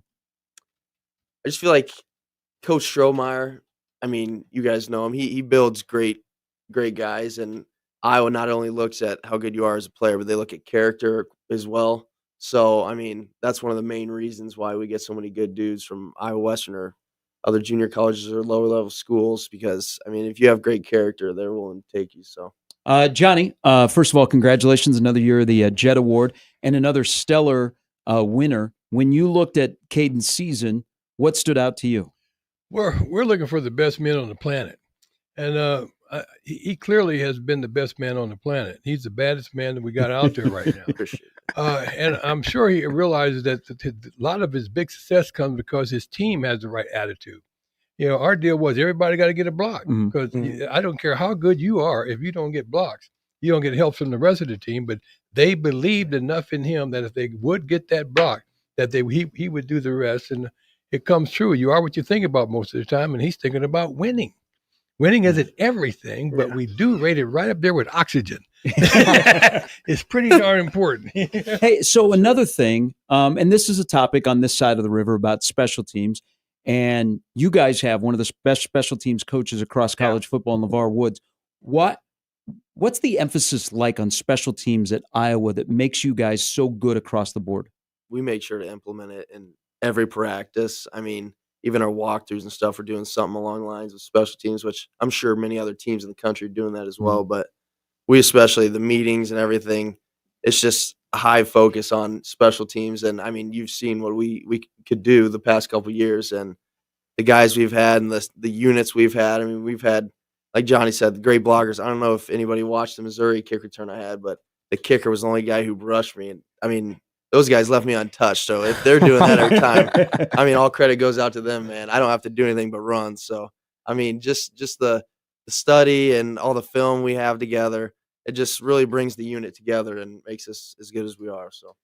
The guy before you not only is, one hell of a defensive back who just won a Super Bowl, but he was also an incredible returner in Cooper DeJean. What did you learn, being under him, and what was that relationship like between you two, knowing that, hey, I'm eventually going to take your shoes and be at where you're at right now? Yeah. Well, he was awesome, man. And even before him, so I got there when Charlie Jones was there as well, and he won Return of the Year in the Big Ten. And I mean, having both of those guys to mentor me, and they were just, because I was telling them we all have our own styles, but just them kind of learning how they return and just how to read blocks and stuff. I mean, obviously those two dudes are a hell of a mentor for me. I mean, they helped me get to where I am today. And I mean, if it wasn't for them teaching me how to do the stuff, I wouldn't be here. So, Johnny, what advice do you give? I mean, you get a chance to meet all these young men who are great at their craft or moving on to the next level. But if you had to give them advice, if you were coaching returners, what advice would you give in today's college football? Well, if I was a coach, I'd make an emphasis on the example. Clearly, that football basically is offense, defense, and special teams. And I'm going to put just as much emphasis on special teams as I put on offense and defense. It's a third of the game, period. And if you can convince a guy that he can have that opportunity, and they're going to put emphasis on it, but lots of coaches I've seen that they don't even have hardly that much practice on punt returns and kickoffs and things on special teams. It's just something you put whoever doesn't really get to play, let's put him in on special teams. Well, we took the attitude that we were going to pick out our best players and we we're going to put them on there and call it a special team. And it was their job to get yards, to get good field position, because you don't always have to score, but you have to get good field position because that's the very emphasis of the game, because it's a third of the game. So we have to have a lot of times people say, well, I can just lag up and I can just, kick it on special teams. No, special teams, you got to put it in there just like you're an offense or defensive player, because it is a third of the game. It's very important. What do you think made Coach Devaney and Osborne different? They put so much of an emphasis. Like I always say this, JR, Coach Osborne was ahead of the curve, like analytics on if we return a kick to this particular yard line, we're going to score. But Coach Devaney and Coach Osborne, that was like a special point of emphasis every year with special teams. What was it about them, why that was so big compared to maybe some other coaches that we've seen come post that era? Well, they just weren't really informed. Like I've said, it's very easy to don't take it serious. But Cletus Fisher was the guy who actually put it together. And if we had, what are the percentages? We can get 10 more yards closer on a punt or a kickoff than we were with the percentages and average that we're going to be able to score 3 points even. Some points is because we were able to get a good return on a kickoff or a punt.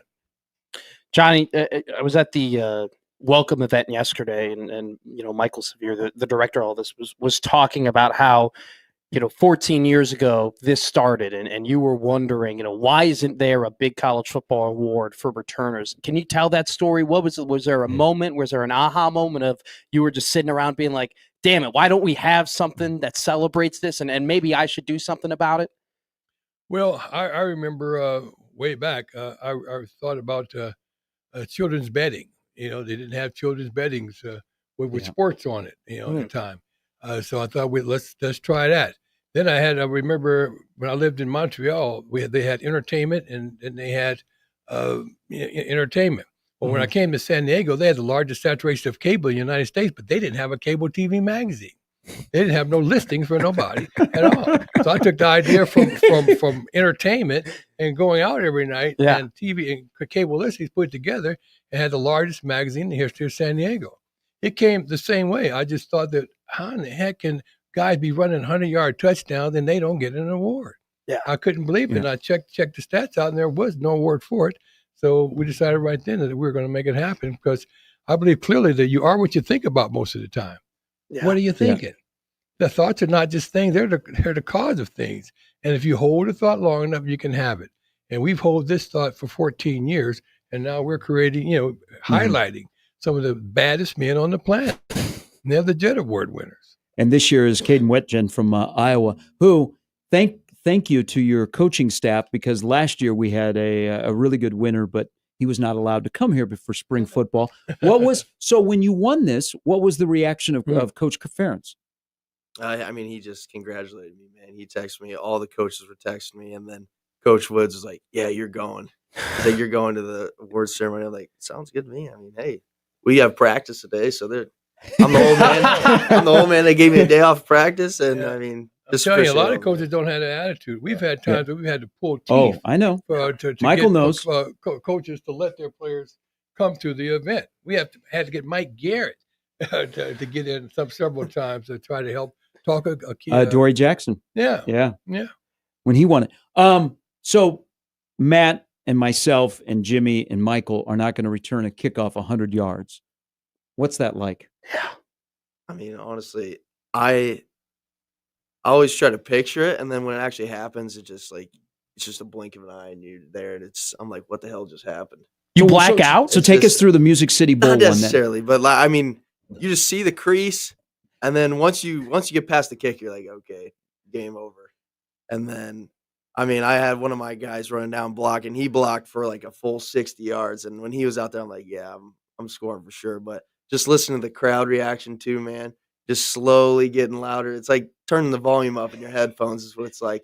And once it's just blaring, you're just running, man, and everything. It's awesome. I don't really know how to describe it, but it's an awesome feeling. So is it like oh my God, and then you hit it? It is, yeah. That's absolutely incredible. Now, I want to ask both of you.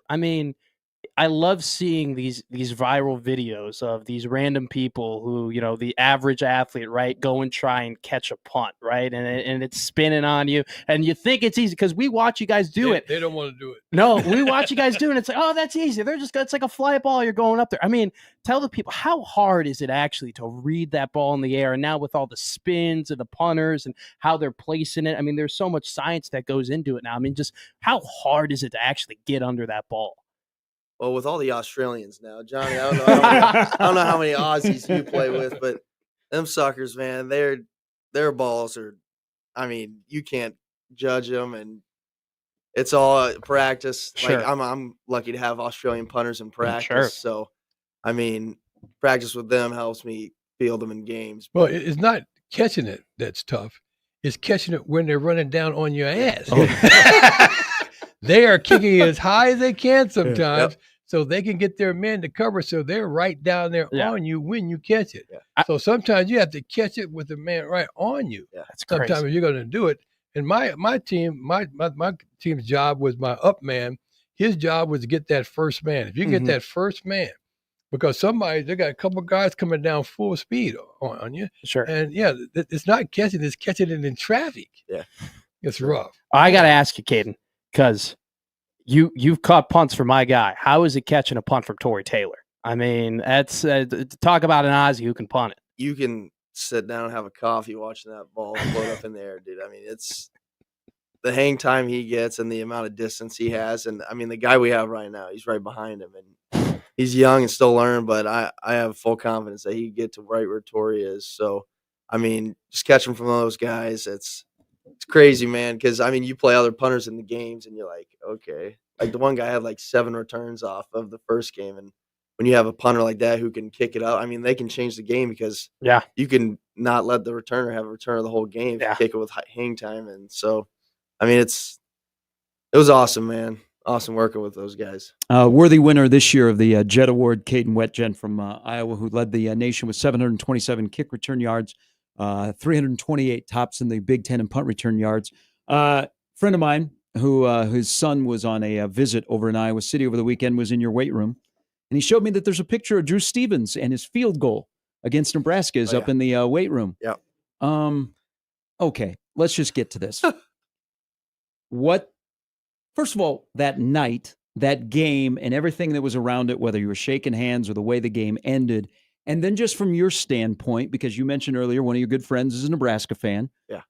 What's Nebraska? When I say Nebraska over in Iowa City, take me through the emotions of that game when it's time to play Iowa, Nebraska at the end of the year on Black Friday. I mean, it's always trophy game too as well, and we pride ourselves in trophy games there in Iowa City. So every time, I mean, Coach Ferentz always show a picture of I don't know what the hell the guy's name is. Who's the little blow up?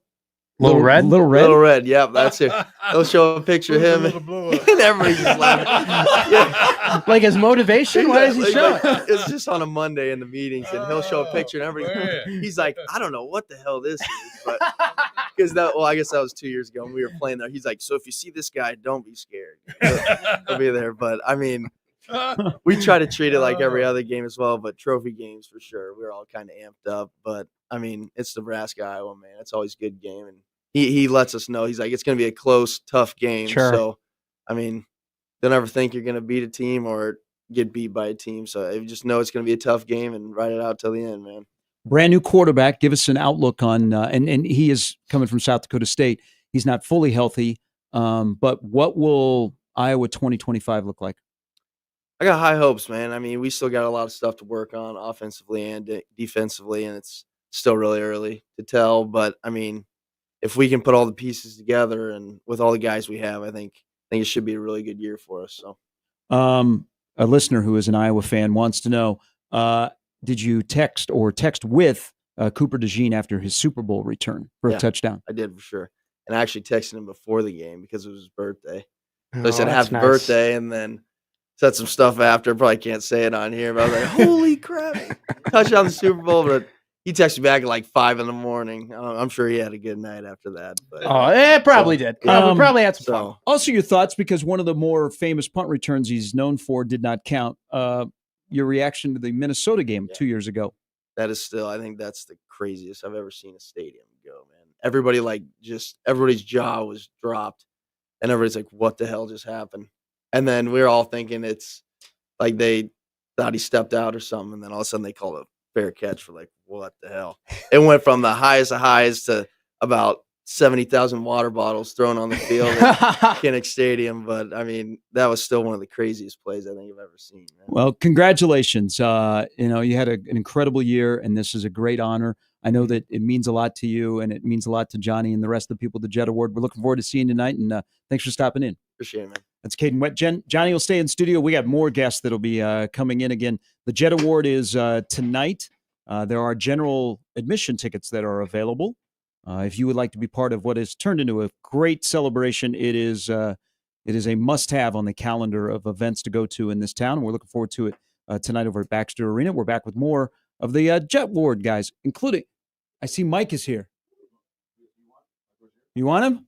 How's he doing? His stomach was bothering him earlier. But Maybe we'll see. Mike Rozier here is, on 1620 The Zone.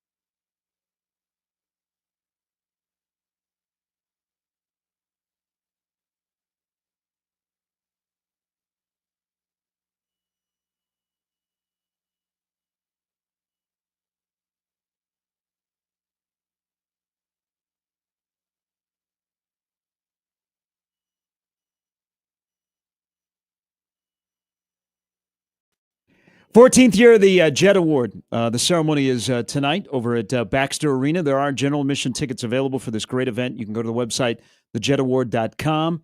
The keynote speaker, Todd Blackledge, we'll hear from him here in a little bit. Caden Wetjen is this year's award winner. And this is a really cool story. So one thing that I appreciate, and I've told Johnny this many times, is we've gone back and legacy award winners of let's honor guys that when this award didn't exist had great careers returning kicks. And it has been a yearly thing. And another winner this year, Errol Tucker, who was at Utah in the mid-'80s. Some might know him as a defensive back. Others might know that he returned punts for 24 yards per punt return. He joins us now in studio. Congratulations and welcome to Omaha. Hey, glad to be here, man. Thank you for having me this morning. Appreciate it. All right. You're a great defensive back, but even better as a return specialist. How did those two go together? Yeah. You know, it was quite strange because everybody felt that I was a defensive back, so I shouldn't have been a return man. But I played a lot of offense in high school and had a lot of offensive skills. So I chose to play defense, and they let me do the kick on punt returns. That was pretty much my offense. So that's how that kind of evolved. When did you start returning kicks? Like, were you on the playground in Southern California? Playground, youth football. I returned a lot of kicks in youth football. So that's kind of where it started at. And I was just always wanted that job, where some thought it was dangerous. They always say, how can you be back there, man? It's dangerous back there. But, I loved it, man. And I just felt like anytime I can get my hands on the ball in the open field, I can make something happen. Hey, so, Johnny was talking about it, how special teams, right? It's the third phase of the game. Sometimes we ignore it, but I mean, it's what changes results of games and what wins games and what loses games. You're a high school coach. You've been a high school coach for a really, really long time. How do you think your experiences as a specialist, as a special teamer has influenced you as a coach? Oh, a lot, man. Knowing what I did in college and how it helped change the game and help my team be a better team with field position. Yeah. One way or the other. You can put them in the hole or you can help your team out either way. But I think it's really, really a big part of the game. And you have to spend time on it. Where I think maybe some coaches don't spend enough time on it to make sure the special teams are ready to go. Yeah. Hey, both of you guys, both, by the way, played in the CFL. You won a Grey Cup. Why do we see nowadays special teams coaches in the NFL usually go to the front of interviews for head coaching jobs? I think, they're able to put together different type of ideas and game situations because it's not just punt return, kickoff return. You got field goals, you got field goal block, you got the kickoff team. I mean, so they're always in the midst of trying to change it up like an offensive coordinator, so to speak. I'm also a defensive back coach in high school and also the special team coordinator. So I take what I know into mine too, and you just try to make it work. But it's like an offensive coach trying to make it happen. Johnny, so you have Caden Wetjen, who went to Iowa Western, the winner for this year's award, but Errol also went to a JUCO. What does it mean to have your Jet Award winner and your Legacy Award winner both have to work their way up from being in JUCOs to the next level to show what they can do? Well, it just proves that anything is possible because you would think normally with, our winners might come from the big programs and the big schools. But you can make your way from small to big, anything is possible. And it just gives us more visibility for all people, all schools to be part of the game and part of the whole mix because this man here came from, like I said, people don't understand special teams. It's field goals, it's extra points, it's all different type of things that go into making that special team a special team. Yeah. Offense and defense is pretty much set, but special teams has so many different avenues to it that it makes you a different person if you're able to grasp what's happening and you try to be special and make a difference at the right time. Legacy Award winner Errol Tucker, who was an All-American in '85 at Utah. You know these numbers, but I want to recite them. I mentioned 24 yards per punt return, 2 touchdowns on punt returns, 2 touchdowns on kickoffs, 3 touchdown returns on interceptions. That was a hell of a year in '85. How good was Utah? You know, we went 8-4 and didn't get invited to a bowl game, so that was What? crumbling. You know, Jim Fossil, head coach. yeah, Jim Fossil was the head coach my senior year, but I guess they just didn't see that we fit the market to get into a bowl game. I don't know, but you know, I always said I look back, that was probably the best season of my whole football career, from high school all the way up to the In no pros, bowl game? and it just we call it the Cinderella season Okay. instead of the Cinderella season. So a lot of good things just happened, man, that year, and things fell into place. And you know, I had a lot of great guys though Mhm. in front of me. You know, and what Johnny was saying, you know, earlier, it's that one play that can change a game, Mhm. and that's pretty much how we took it. That one play, you know, I had the green light. I can get the ball inside the end zone wherever I wanted to get it, take it out. I always had the green light, coach. But coach spent a lot of my coach, Sean McNabb, Mhm. was a genius. And you know, but I think the going back a little bit about the players, they really worked hard up front for me. Yeah. And nothing that I did couldn't have been possible if they weren't on their A game. Do they know what the green light means? Well, the green light was yeah. I could get the ball no matter what. Yeah. It You was could- my choice. No fair catch. No fair catching. I didn't like the That's a fair hit. catch. No. No, we don't Nah. fair Oh, catch. we no, don't- that. we don't fair catch around here, no. No, Jet Award winners don't fair catch. Did you grow up like who were you watching when you were growing up in Ooh. Southern California? I tell you what, man, in the streets, man, growing up playing football, where we came from in Los Angeles, you had to say who you were when you were on the defense or offense or on the kickoff returns or punt returns, whatever we were doing. So as far as the returns, I was always my guys that I used to watch out Mhm. and that I really looked up to playing ball was Billy White Shoes Johnson Oh yes. and met also him before. Rick Upchurch. Yep. So Who those is names really stuck back out again to me. this year. So it was definitely a pleasure to meet Rick. I told him, man. You know, I don't Rick's know. the I'm man. more excited to read too because you just understand that your name to me Mhm. meant a lot growing up because I was always one of you guys on a return when I was out there. So you had to pick your name, who you wanted to be, and on my returns, that's who I. Who were you on favored. defense? Yeah. On defense at corner, I was Lester Hayes. Nice. If I was playing safety, I was Ronnie Lott. Nice. And if I was playing linebacker, I was usually Jack Lambert most of the time. Yeah, because I'm a Pittsburgh guy. Yeah. So, Okay. and if I was at running back, I was Franco Harris. Franco. Yeah, I was a Pittsburgh guy. So Yeah. you know, moving Yeah. to California, Born in Pittsburgh and then moved to Southern California. Yeah, You're yeah, a yeah. little faster than Franco. Yeah. I was a little faster. Hey, so you did get your first year out of Utah, you were on the Steelers. What was that like? But I tell you what, going back home, when I got that phone call, because I thought I was going to Kansas City in the third round. That's what Oh. pretty much they said, right? You didn't want to be in Kansas And City. then back Kansas then. City passed me up, and I was like, "Oh man, what's going on here?" Sure. You know, as a young man, I was kind of disappointed, but actually, I had the media station at my house Yeah. and everything. And after the third round came, I walked out, and they came and got me. My roommate came and got me because Pittsburgh called me in the fourth round and. Come back, man. Pittsburgh calling you, man. Come back. I said, what? Pittsburgh? Oh. I run down the street. Got back in there. The first question they said, hey, Earl Tucker, how you doing? I said, this is Pittsburgh Steelers calling you. You want to come play for us? And I was like, heck yeah. What you mean? Is it even a question? I'm from there. So that was exciting, man. Really exciting. You know, they came and I think what they saw in me when they worked me out Mhm. is I broke their shuttle record for a rookie. Oh. Okay. And that kind of they do it again. Can you do that again, please? I did it again. It's like, okay, that's probably a good time. That's a real time. But going back home, man, was exciting, man. Family members, you know, I hadn't seen in a long time. I had been away Mhm. for so long, and it was just exciting, man, to get back home. You are, and you know, as you've heard Johnny talk and everybody else talk about the Jet Award, is the Jet Award is so prominent inside of the community of Omaha and giving back with scholarships Mhm. and things like that. You are coaching. You are at a school that doesn't have tree-lined streets, and kids are getting NIL money in high school and all that. What's, as a coach today in today's world with young athletes, and I mean inner city or not, what's the biggest challenges you're facing right now? I think the biggest challenges is really getting the kids to look at where they're going, not Mhm. where they're at right now. I think the hard work that you have to keep instilling in the kids nowadays.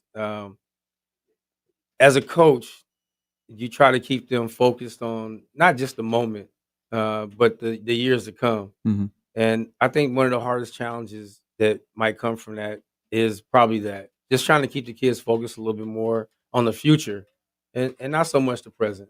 You and I talked yesterday. I mean, the tree of life, right? That's something that you teach kids. Can you just go into depth a little bit about? Yeah, I'll what talk a that little bit looks- about it. So what I do, I get on the chalkboard and I do it with my younger kids and I do it with my high school kids, any kids that I kind of coach. I coached in college. I went back to Long Beach City too and actually Mhm. coached for a couple of years there. Mhm. But I call a tree of life. So what I do is I get on the board and just chalk talk.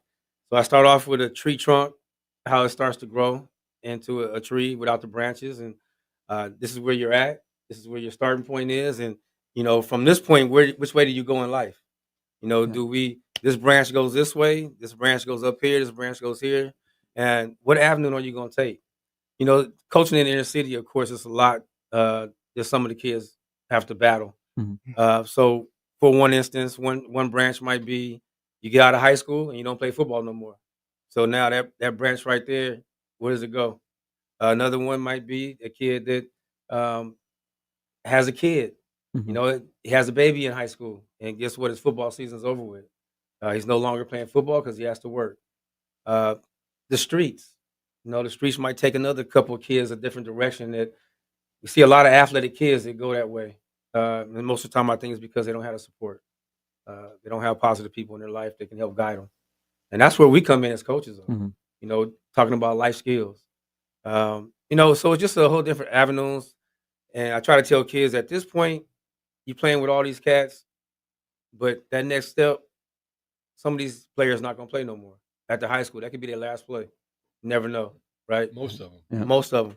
And then as you Yeah. keep going, of course, the numbers get smaller and smaller for Yeah. you to make it to that top part. But yeah, I just pretty much talk about the different avenues of life that you might have to take once you leave high school and start the real world. How do you Um, make it after you make mistakes? Do you tell them how to come back? Because everybody gets into things. Yeah, I mean, we all make mistakes. I think we've all would like to take back some things that we did wrong throughout our growing up in life, but and making better decisions and Mhm. choices. But you just teach them how to correct yourself, and it's okay to mess up, but you just can't keep messing up. Right, where you learn. You have to You have to learn. learn from your mistakes. You have to learn from things that don't go right.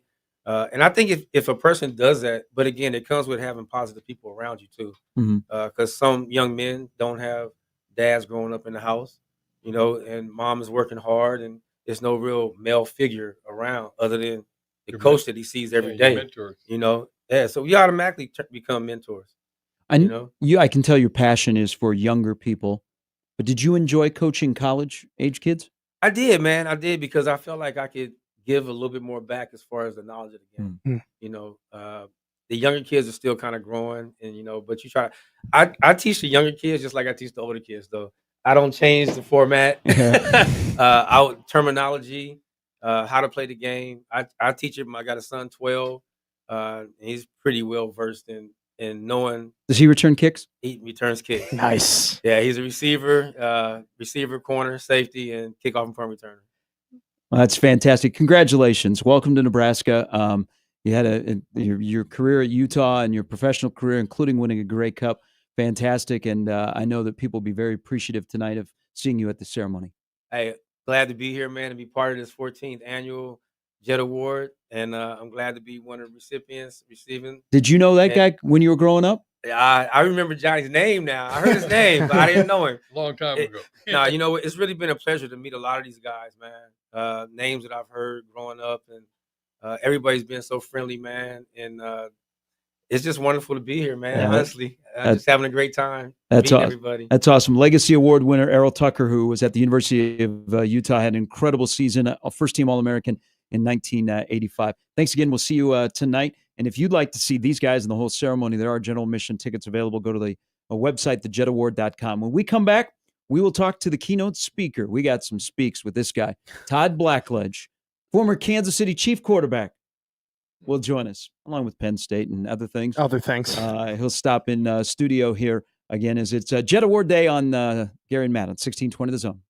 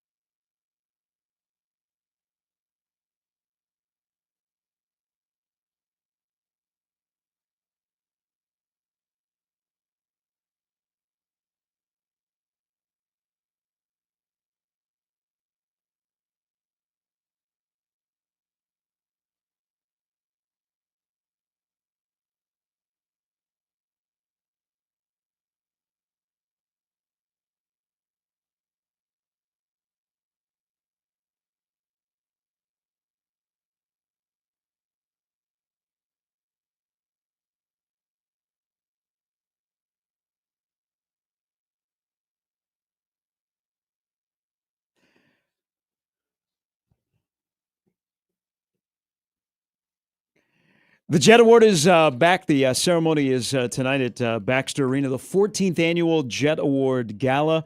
Caden Wetjen, the returner for Iowa, is the Jet Award winner for 2025, the 24 season. And then you just heard from Errol Tucker, our keynote speaker. He is back in Nebraska. There is a lot of fans of his work now with the Big Ten. The Sunday night or Saturday night game of the week on NBC. Todd Blackledge in studio. Yes. Welcome. Thank you. It's great and to be here. Heisman Trophy winner Mike Rozier. Thank you very much. I'm happy to be here. All right, let's get right to it. 1982. Now, I imagine you guys have crossed paths since that game, right? Probably. Oh! I was going to – this is part of my speech tonight, too. I mean, I'm going to make a lot of reference to that game. So I don't want to give away too many of my secrets. But it was fun. Oh. It was an incredible college football game. Yes. You know, the thing about it, and you know, obviously people remember certain plays and one in particular. Hello. But I will say this, the build up to the game, you know, you've got two teams ranked in the top five. Mm-hmm. You've got Joe Paterno and Tom Osborne. It's the first night game ever played at Penn State. Wow. They brought in portable lights. The game started during the day but finished at night. And it was an incredible game, you know, and, you know, we were leading the whole game and Nebraska scored with 1 minute and 40 something left to take their first lead. And, you know, we went on a drive and, as I will say tonight, Mike McCluskey was most definitely out of bounds. Thank you very much. Wow. Thank you very much. That was not the touchdown play. I thought you would stick to your guns. Yeah. I thought you'd say, no, he was in. That was not the touchdown play, He but was out. that play he was out of bounds. Yeah, that was. If we would have had instant replay back then, it would not have been a very long review. It would have been called pretty quickly. But again, it was an incredible football game. It was a great game, yeah. Really high quality teams, and you know, obviously that team of Nebraska the next year played Penn State in the kickoff class, and thankfully I was gone. Hey, you smoked beat the wheels off of Penn State. So I remember that too. It's funny that Mike McCluskey played me in Houston. Yeah. When I got to Houston, he still teased me about, quit the ball out of bounds. I said, you know, damn right you quit the ball out of bounds. Todd, you know, you've been around football a very, very long time, you know, playing at college, playing in the NFL, and you've done great work as a broadcaster. What does it mean for you to see, you know, we special teams, it gets overlooked a lot, but from, you know, work, you know, just all the experiences you have, what does it mean for you to see punt returners and kick returners get honored in this way? Well, I think it's great. I mean, because I think, again, this is a big part of what I'm going to talk about tonight is, you know, if you have a huge game, right, and evenly matched teams, a lot of times one of the determining factors is going to be who wins the kicking game. Yeah. Who gains a field advantage in the kicking game, you know, with the punt team, with their coverage team, who can make a big return. And there's nothing that sways a game or changes the momentum of a game quicker than a huge special teams play, whether it's a return, a block kick, anything like that. So even though the number of special teams plays in a game is far less than offense or defense, special teams play a huge part. So I think it's great that there's an award designated for the top returner in college football. Mike, first of all, congratulations. You got married? I've been married. Where you been? I was She's killing me. We don't talk about it. But we got to celebrate. But good to see you back. Update. You're a very busy man. I do know that. I'm not really busy. I just got, my mom's 93. I just moved in with me. My wife's a lawyer. My son graduated. He's working his home. But other than that, I can't complain. As long as I wake up every day and I got my friends and my family still around, I know it's not going to happen too many times, but I just enjoy life. As long as I wake up, I'm good. What do people, because the one thing I do appreciate is you are back around us and around Nebraska more than you really have ever been. You're out in the community, you're at games, so people get to see you.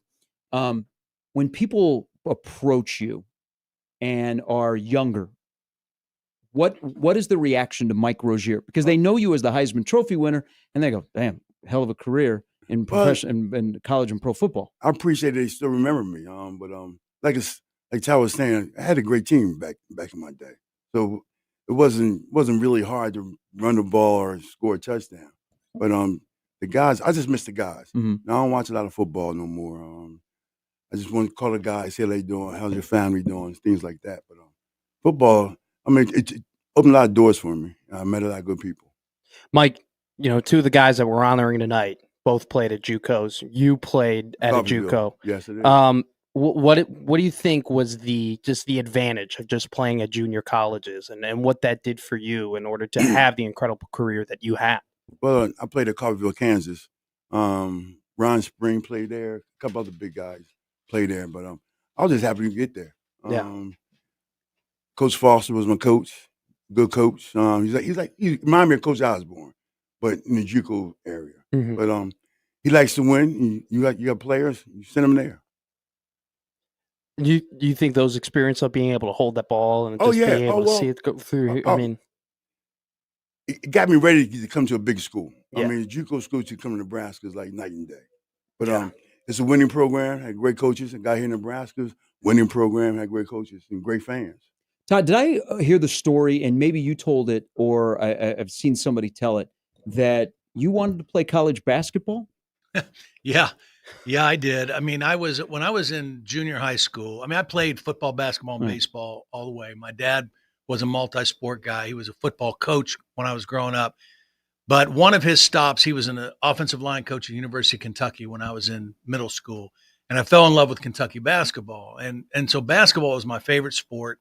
And, I loved playing it all the time. I used to go down the projects and play with some of my schoolmates, in Lexington. And so, that was my dream to go and play basketball. And I got invited to the BC All-Star Camp. At that time, there were two big basketball camps. One was in the Poconos, 5-star, and the other one was this BC All-Star Camp. It was in Milledgeville, Georgia. And I got invited down there with 250 kids. And I found out pretty quickly that I was not built to be a high-level college basketball player. I mean, I was, Ralph Sampson was there, Dominique Wilkins was there, Antoine Carr was the MVP of the camp, and he was playing point guard at 6'8". And I was like, I looked like a football player. So I came home and I said, what, football is not a bad way to go. So, Hey, you get a front row seat on college football Saturdays, and right now on NBC. Yeah. We were talking earlier, and Penn State has one of the top returning quarterbacks in all of college football. We're looking at the draft, which is 2 weeks from today, and we're breaking down from Cam Ward to Shadur Sanders. Your opinion of the current age of quarterbacks, the current quarterback play in college? Yeah. Well, I think it's pretty high level. I mean, now this class this year is not the same as last year's class. Last year's class was unbelievable, right? I mean, and even to see not only so many guys get drafted in the first round, which hadn't happened since my class, but also how well some of them played, how well Bo Nix played right away. Obviously, how well Jaden Daniels played right away. When Michael Penix got in, how well he played. So I think, quarterbacks they're trained better now. They're more NFL ready. There's, part of that is there's more pro style offense in college, but also the quarterback position has changed to where guys who can extend plays, make throws off platform, make plays with their feet, that's becoming more valuable, not just in college football, but in the NFL. So I think you're seeing high level play like we've not seen before. Todd, you've had a great playing career, but you've had a really long broadcasting career. I mean, you started in Ohio, I think, in 89, 90. I mean, you're coming up to about 35 years now in the business. When did you find out and realize, hey, I like doing this. I like broadcasting. I like calling games. Well, I thought is what I wanted to do. I majored in communications at Penn State. I didn't start anything until I was done playing. My first couple years, I was doing a regional package. I got a job doing the Big East Conference football game of the week. And there's no Big East football anymore. But back then, that's what I did. And I got paid $1,000 a game, and I did 11 games. So do the math. Yeah. Not a lot of money, right? So it took me a couple years to see if I could make it work. Sure. And after 3 years, I got a chance to go to ABC, and they guaranteed me 6 games is all they guaranteed me. And I ended up doing 12, and it kind of took off after that. But I mean, as soon as I started doing games, I knew this is what I wanted to do. And I've been very blessed. I mean, I did probably 25 years with ESPN and ABC. Yeah. I did 8 years with CBS, and now getting ready to start my 3rd year at NBC. Your favorite game you've ever called? Oh my gosh. I had so many big ones and fun ones. I'll tell you what, probably the game that I thought not just fun, but I thought our whole crew just did a magnificent job. The first year of the college football playoff, we had the matchup in the Sugar Bowl between Alabama and Ohio State. 2014, Ohio State ended up winning the national championship. And it was an incredible game. Ezekiel Elliott went off, and Cardale Jones was the 3rd string quarterback who ended up leading them to a national championship. But I think that game stood out because it was so big, because it was the first year of the 14 playoff and 2 high brand teams. And then the last game I did at ESPN was TCU and Michigan in a playoff game that was a shootout. That was a blast. And then last year we did the Ohio State-Oregon game out in Eugene that went down to the last play. Was as an exciting of a game, and a game that was built up to be big and lived up to it, which doesn't always happen. And you got to go to Brazil with Noah. Yeah, that's right. I did. Yeah, that's a long way to go to call a football game. I'll tell you that. Now, as you go into your 3rd year and the NBC Saturday night Big Ten game, back-to-back years, so you're the good luck charm of back-to-back years of national championships. Your thoughts on Big Ten football, like where it's at now and where you think it's headed, and then maybe where a school like Nebraska, where their place is in the current day of Big Ten? Well, I think the Big Ten's in a really strong position right now, obviously. I think clearly the Big Ten and the SEC are kind of set apart from the other 2 Power 4 conferences. And, just for a lot of reasons. I think talent-wise, money-wise, NIL-wise, all those things. So I think the league is in a really good position. Obviously, those 4 teams coming from the West Coast really helped. Oregon was a great football team and will continue to be a high-level football team. The Big Ten needs for USC to live up to their brand and be a big-time program. Washington is going to be competitive. UCLA's got some catching up to do. But just the addition of those 4 teams from a scheduling standpoint made for some really interesting matchups, and for all 3 networks, it made for better TV. So I think they're heading in the right direction. As far as Nebraska, I think they're heading in the right direction too. I really do. I thought last year they would take the next step, have a winning record, make it to a bowl game. I think they're still trending that way. I like Matt Rule. I think he's a really good coach. Dylan Raiola, I really like his talent. I think having another year, a full year with Dana Holgerson is going to be important for him. Even though they lost Tony White, who I think was a brilliant defensive coordinator, John Butler's a heck of a football coach. I like their staff. I like the way they play defensively. So I think Nebraska is in a position to take another step, forward. And, obviously in today's world, it's a different landscape. Can you imagine how much money this guy would have made with NIL playing? But I mean, you have to be able to compete in that realm, in both the portal and the NIL. It's a completely different world in college football right now, but I got to believe Nebraska is in a pretty decent position to compete. Mike, how much would you have made? More than Johnny. I do have to ask you, Todd, because your role as a Penn State guy, Kirk Herbstreit, his role as Ohio State guy. How do you handle broadcasting a Penn State game? Well, if anything, I probably err on the side of, caution, and don't want anybody to assume that, you're never going to please everybody that's listening. Every fan base is going to hear something they think you're taking a shot at their team. But I've been gone from Penn State so long. I mean, there's nobody there on the staff or even in the building that I have connection with anymore. So it's not that hard for me to call it straight down the middle. I love going back there. I love, being on campus for a football Saturday, but I can call it straight down the middle. Todd, you have a couple sons. You have a couple good athletes as far as what I've been so told. my oldest son was an All-American basketball player at a Division III school up in Michigan, Hope College, and had a brilliant career. And then other 2 guys after that played in high school. And then my last son, my youngest son, is a college baseball player right now at a Division II school called Lenore Ryan in Hickory, North Carolina. So they They got a big weekend series coming up at Carson Newman. Yeah. They're ranked number 10 in the country. They're 32-6. And so it's been really, really fun watching him play this year. Well, we're glad to have you back in Nebraska. We'd like to see you a couple of times in the fall. I hope so. Let me tell this story real quick. I Sure. told these guys. So we have a draft. The networks all have a draft to pick Yeah. games. And so the first year, our guys didn't really know what they were doing. They were only doing Notre Dame football before. And Sure. they kind of got bullied by Fox in this draft.